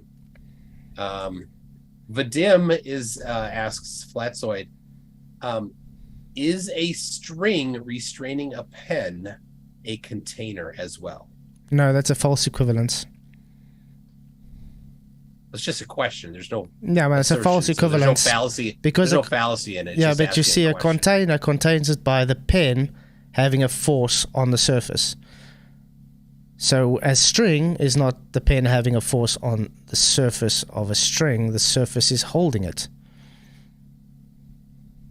So it's a false equivalence. All right. Moomin Rider says, Leslie, I said show me weighing gas without a container. I didn't ask to show pressure. By the way, it's Moomin Rider, not Moomin Rider. Pronounced it wrong before. All right, Leslie. Muted again.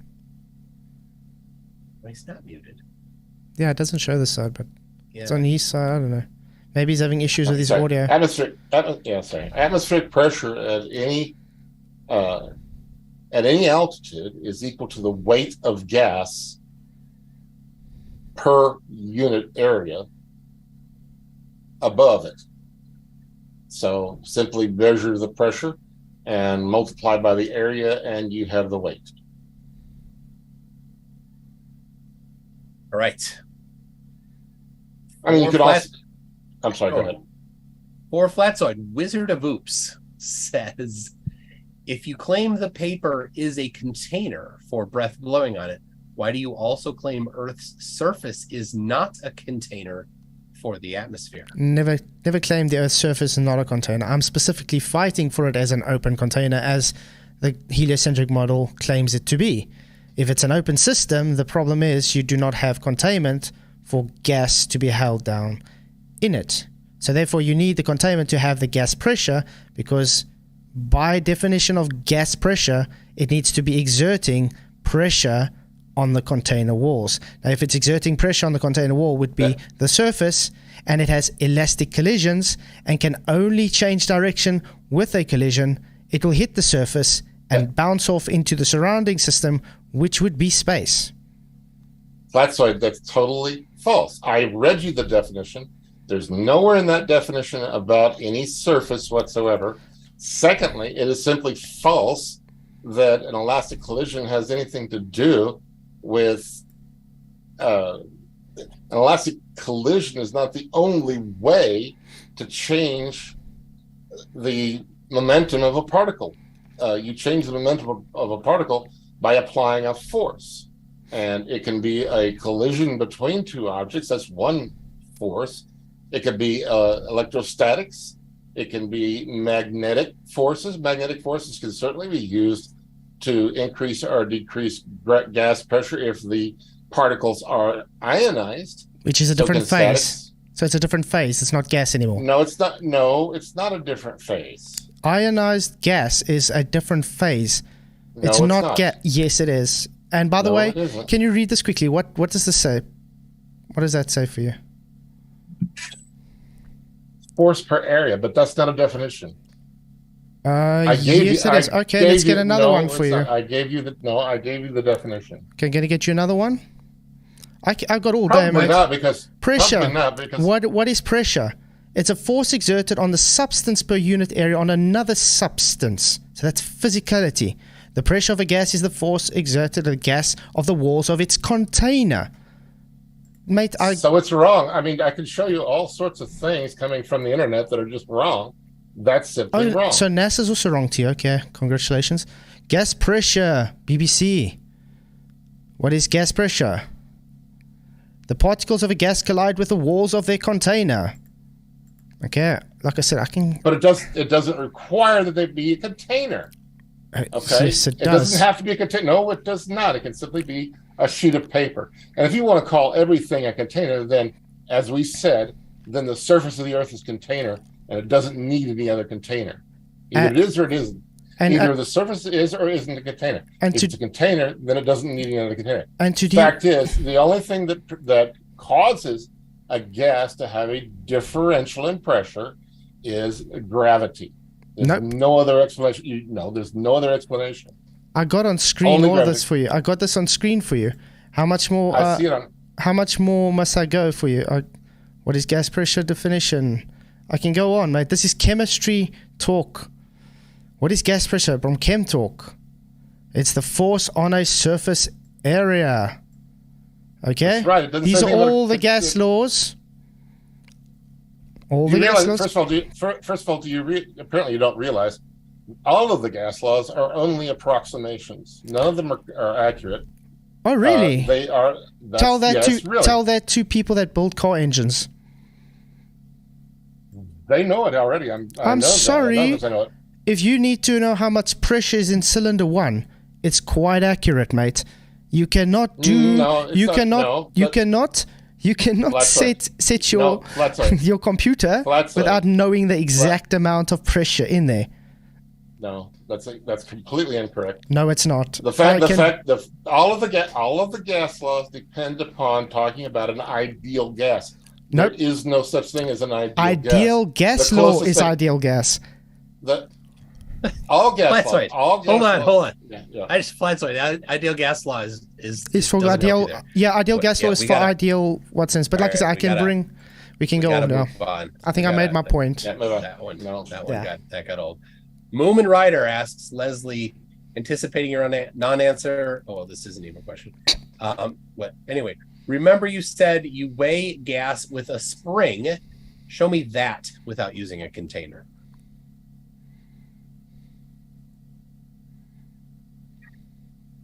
Well,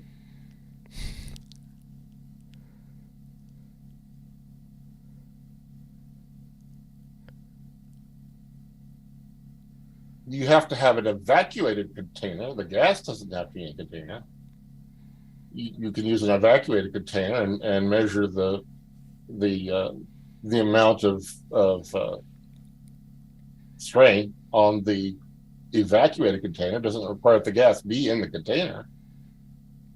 But again, just because something is required to measure something doesn't mean that it requires that thing to exist.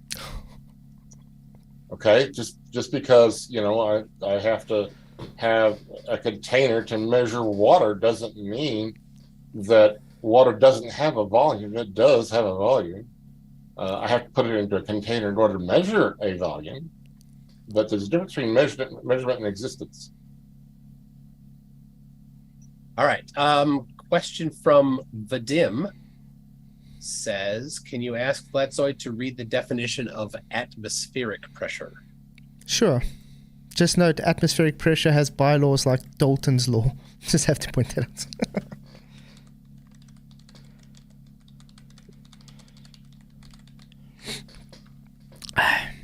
The pressure exerted on the weight of the atmosphere, which is at sea level, has a mean value of 101 pascals, roughly 14.6 pounds per square inch. So that would be pressure, correct? There you go. It's acceleration due to gravity, they say. But this is the issue we have. No one is demonstrating this gravity holding gas down to have gas pressure without containment.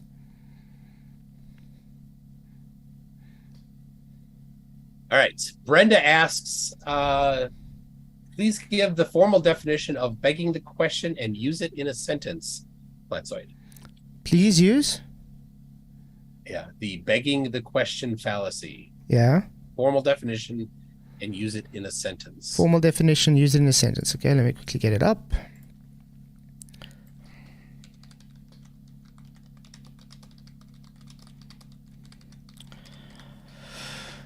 Okay. Let's see. Beg the question. The fact of a fact or action raised at a point has not been dealt with. Invite an obvious question. Some definitions, mental illness, beg the question of what constitutes normal behavior. Assume the truth of an argument or proposition to be proved without argument. Okay, you beg the question that gravity exists even though it has not been proven or demonstrated at all. Happy? Right. Leslie from Holy Smalls says, does sodium hexafluoride, which is heavier than normal air, require a full container to be weighed, or does it just need, or does it need to be in a sealed container? No, you can. Anything that's heavier than air is not going to flow over the sides. It's going to displace the air, unless, of course, you get more of it than that cup can hold. So if it's a heavy gas like carbon dioxide or sodium hexafluoride or whatever, then it's simply going to pour in, and you can measure it with just an open cup. You have to prevent it from flowing over the sides, of course. Can I ask? Because it is a fluid. It is a fluid. Can I ask you one question on based on that though? If you measure a weight on it now and you wait, let's say 2 hours and go back, would you have the same weight measurement? Depends on how heavy the gas is and the temperature. Sulfur hexafluoride. I need to look up its molecular weight, but it's going to stay around for a while. Of course, eventually, it is going to diffuse into the air. But so what? So no gravity then. Congratulations. No, that has nothing to do with there being no gravity. Exactly. Your conclusion? No, it doesn't. This is why exactly. This is exactly why I've put up a new challenge, Mctoon. I don't know if you've heard it. I've asked Professor Bell to do something, to do this in a vacuum chamber. Get a vacuum chamber and get another container inside it with sulfur hexafluoride, any gas you choose, and then open the partition and see if gravity will hold it down there indefinitely. Of course not. So not gravity then. Oh God. If there's a pressure differential, then gravity is doing it. Anyway. That's right. Flatzoid from Walter Van Bellegum says, why do you show space behind you whilst not believing in space at all? Because I still like, as you can see, it's the Millennium Falcon behind me. I'm still a Star Wars fan. I do like space. I just know it's fantasy. Doesn't mean I can't enjoy it. All right. We have 2 minutes and 2 questions left. Unless somebody on your chat has something for Leslie.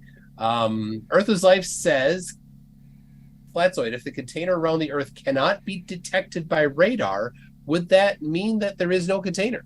No, because we don't know what the container is even made out of. All we do know, we have containment because we are breathing right now. All right. And then one more from Glober Mom says, a word contains letters and a sentence contains words. Are words and sentences containers? No, it's false equivalence, but nice try. And I think I have one more from your chat from Matthew Eastman for Leslie. Mm-hmm. Does a vacuum require containment?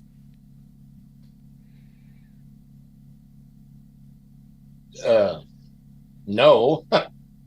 I mean, short answer is no. All right. Well, we have 45 seconds left, and I'm out of questions. Well, that was fun. So what I'm going to do is I'll wrap up with you, and then I'll Leslie and I have a few more things to read from my side. But Flatzoid, thank you. That was a well spent Patreon support for the month. And look forward to next month's one-on-one. Awesome. Thank you very much. And people in like I said before, if you're in Flatzoid's chat and you're letting me out support him, shame on you. But it was fun, and I must say you actually did a good job moderating. I tried. Of course, it was hard. I was biting my lip, man. I know. So was I. All right. Well, Flatzoid, do you want to just drop off there, and then I'll. I just want to say to Leslie as well. Thank you for the debate. And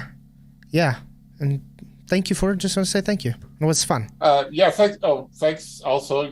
For you did 7 videos about me, and thank you for those. And they're still not finished because the email's not finished. It was a long email. Just haven't got around to them. All right. Well, continue all you want. Sure. Thanks, man. Cheers.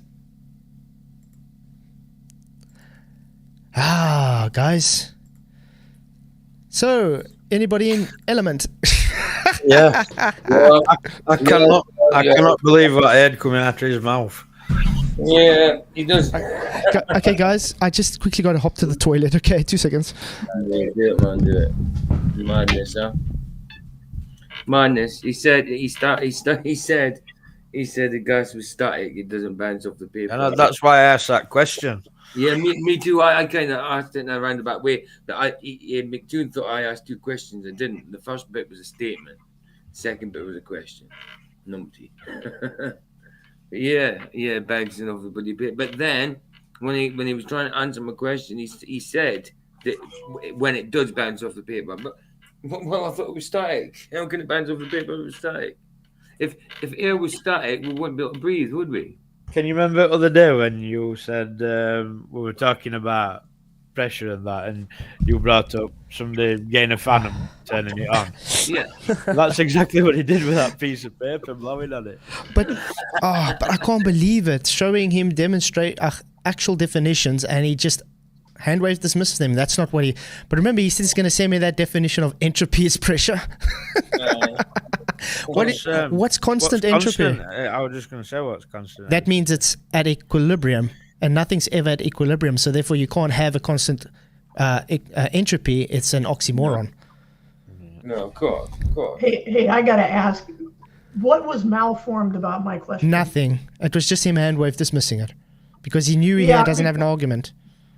Yeah, that's the thing, is he himself said, well, it depends on what time in the debate, whether the air does or does not have a container.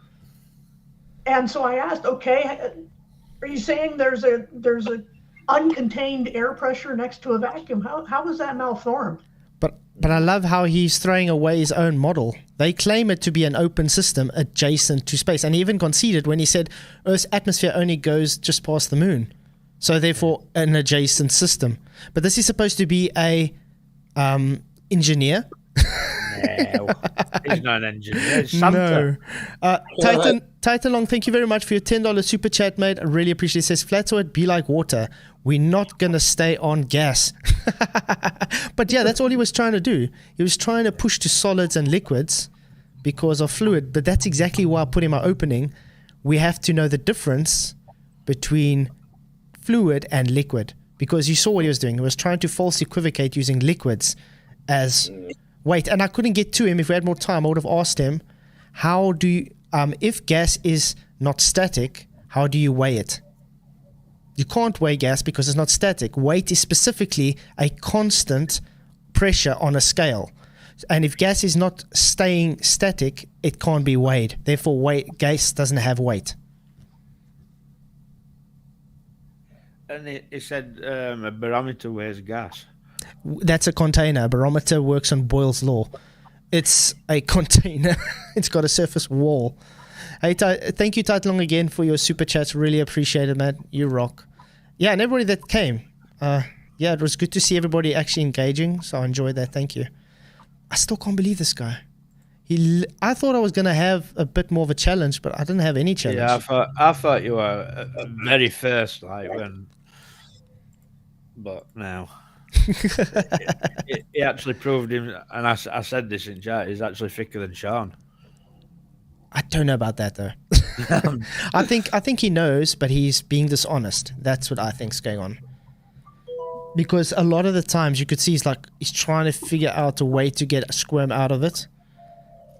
Yeah, they have to dance around it, because if they actually said what things actually are, then they'd debunk their own model. And I just want to quickly show something. Remember when I asked, I said about what's in a Mctoon shirt in the beginning? He doesn't know what his own shirt says. Oh wait, I don't think I saved it here. So Mctoon doesn't know what his own shirt says, guys. I think it was, was it this? Yes, it was this, I think. Mctoon, if you're watching this, there we go. DT impulse, it would be Newton's second law of motion. That's what he had on his shirt, remember? Yeah. And what does that stand for?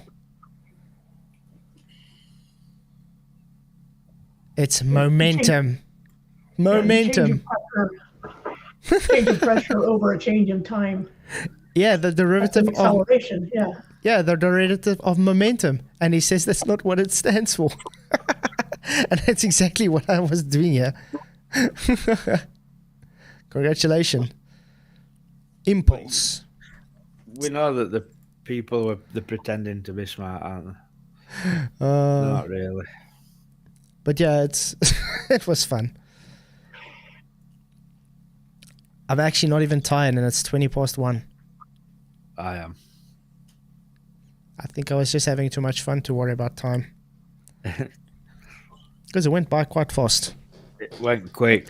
That's the only reason I'm still here, I think, because it went quick. But did you see the guy's face when he tries to say, okay, do the newtons for me in pascals, and I get it right? After he tells me that's wrong, and I bring up a definition saying it's there, it says, oh no, you're right. No, but you're wrong. It's like, I just showed you.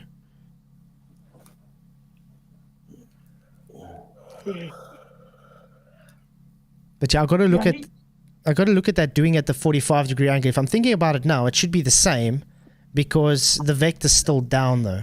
So even if it's a 45-degree angle, the whole weight would still be on, so it would still be anyway the same if I think about it. But I have to look at that. But every time they brought up container, they're trying to, it's an equivocation fallacy because talking about gas is not the same as talking about a water drop with surface tension hanging off the end of the dropper, which it forms what it forms because of its own intermolecular charges, that it's holding together. And they know now that raindrops are not raindrop shaped, they're spherical. But anyway, the point is that they're continually trying to equivocate by looking at solids and liquids and talking about anything and everything but gases. Exactly. Yeah, but that's what I was telling him the whole time is you keep on false equivocating the stuff. It's like he doesn't know the difference between a solid and a gas. And then he comes in as audacity to tell me plasma is gas. It's a different phase. It's not gas any longer. As soon as it becomes plasma, it's not gas. But you see, he reads ionized gas, so he thinks it's still gas. No. What does phase mean? I don't understand these guys that claim to be engineers and professors and stuff, and they get the most fundamental things wrong. Yeah, gas, liquid, solid are phases. Yep. And plasma. Plasma is ionized. It's electrically ionized gas. Exactly, but it's a phase. Yeah, it's a different phase. It's the fourth phase. Mm-hmm. So to try to use any of those instead of the one you're debating is an equivocation fallacy and a red herring. But that's what he was trying to do, because I think he was trying to get on a show. Look, I can hold plasma with a magnetic field. That's what he was trying to do. But he thinks I don't know what. But it's a plasma. It's not a gas. Exactly. No, wow. There's going to be a lot of things I can take out of this, though.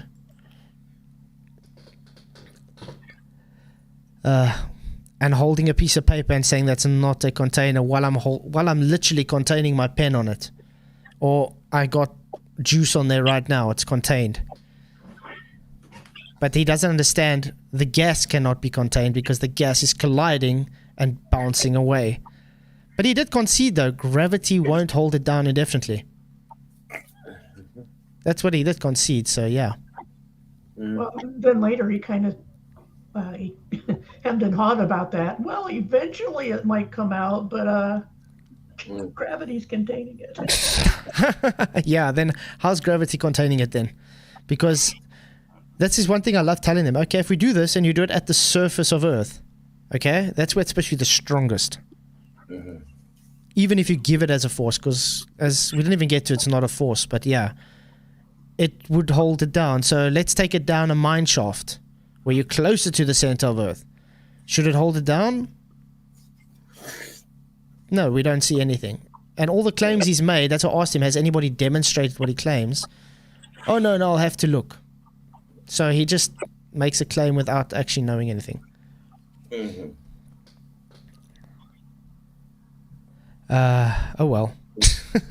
I don't think we got too long, guys. It's already 1:30. Okay. Yeah, is it? Do you guys have any closing statements? Wow. What'd you say about that, dude?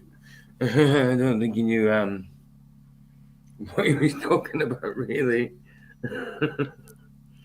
I think you should stick to being Santa Claus. I think by the end he was dismissing every source you brought up online, which is not a place where you find pro-flat Earth material from places like .edus or, any of the physics forums. They're not going to do that, and he dismissed them because you found them on the internet. I had a lot more where that came from other universities as well. So, no, he's just talking out of his ass when he says it doesn't require containment.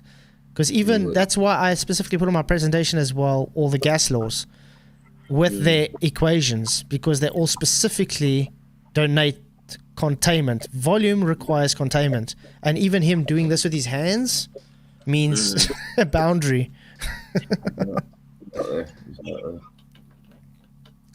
But yeah. Yeah, it was good. Yeah.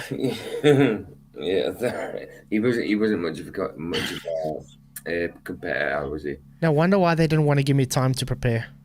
Yeah. Yeah, that's it. I think they were trying to plan they got you or something. Yeah, I think they were trying to get me on the Newton's question.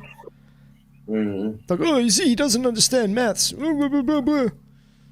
Yet I got it correct. And I showed him it's Pascal's after he said it's not. You're just wrong. You're just wrong. And then I bring the definition up. Oh, no. That is what it says, but you're still wrong. Ridiculous, isn't it? That's what it says, but you're wrong. Yeah. Madness, man. I mean, I'm not ashamed to say I'm not the best mathematician, but at least I do know something, and I know the mechanics behind it. That's why when I was also explaining to him with the engine, I mean, I can build an engine, okay? I know if I don't have the correct pressure, let's say in cylinder 1 or 3, and I'm trying to redo my computer, it's not going to work if it's not accurate. I have to know literally every molecule to the accuracy that it needs to be to know how much fuel I need to put in or how much air I need to put in. If you don't know it accurately, you're not going to make your engine work the way it's supposed to work. And he totally flew up past that cylinder means container. So yeah, that was about it. Yeah. So I guess we can say night. Oh, I see. I got a floating saucer here. You see, guys, it's a UFO. Ooh. Nice. So yeah, guys, I want to say thank you for everybody. Thank you guys for coming. No. There's definitely going to be a show tonight. I don't know what yet, but I'm thinking one of those links that Paul put on, because wow. He's a cheeky bugger, isn't he? He's saying like, "Don't let me beat you in supporting flats." Like, you cheeky bugger.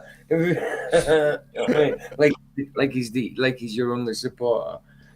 Yeah, but it's fine. He's paying, so. Yeah, right. If you've got a 1-to-1 with him every month, as long as he's paying for it, go for it. I guess he's realized that's the only way he's going to get content from me. Well, that's it. So I actually feel honored that he's willing to pay for my services. Exactly. That's it. As long as it puts the moolah in the pocket, you know what I mean? Oh, you're back? Yeah. We're finished. Very annoying, that thing, I'll tell you. It just got worse. At the end, I was bringing up citation after citation, and all he does, no, that's wrong. No, that's wrong. No, that's wrong. Yeah, exactly. Oh, they got a situation with the atmosphere word. So, yeah. So yeah, guys, I just want to say thank you all for coming. Thank you for the super chats. I'll probably have to show that again because that's what I do every presenting. There we go. So thank you, Titan, for your super chats, mate. Really appreciate it. You rock. Really appreciate all the support and everybody else that came in as well. We ended up on 87 votes. Gas pressure requires containment. Yes, all gas law says so, 74%. And no, I believe what did I say? No, I believe in gravity fantasy, 27%. Yeah. So yeah, I guess that was the stream. I got to go sleep now. I mean, I got children that's going to wake me up at like 6 o'clock again, so... Good stream for that as well. Excellent stream again. Yeah. But, he didn't, like I say, he wasn't much of a competitor for you. At all. But I'm going to get some good, what's the name out this, though? Yeah, of course. A few bids and that, yeah. Mm-hmm. Fantastic one. Okay. Good night, Flatzoid. Cheers, guys. Thank you for coming. Many, many blessings, and may the pressure be with you. Cheers.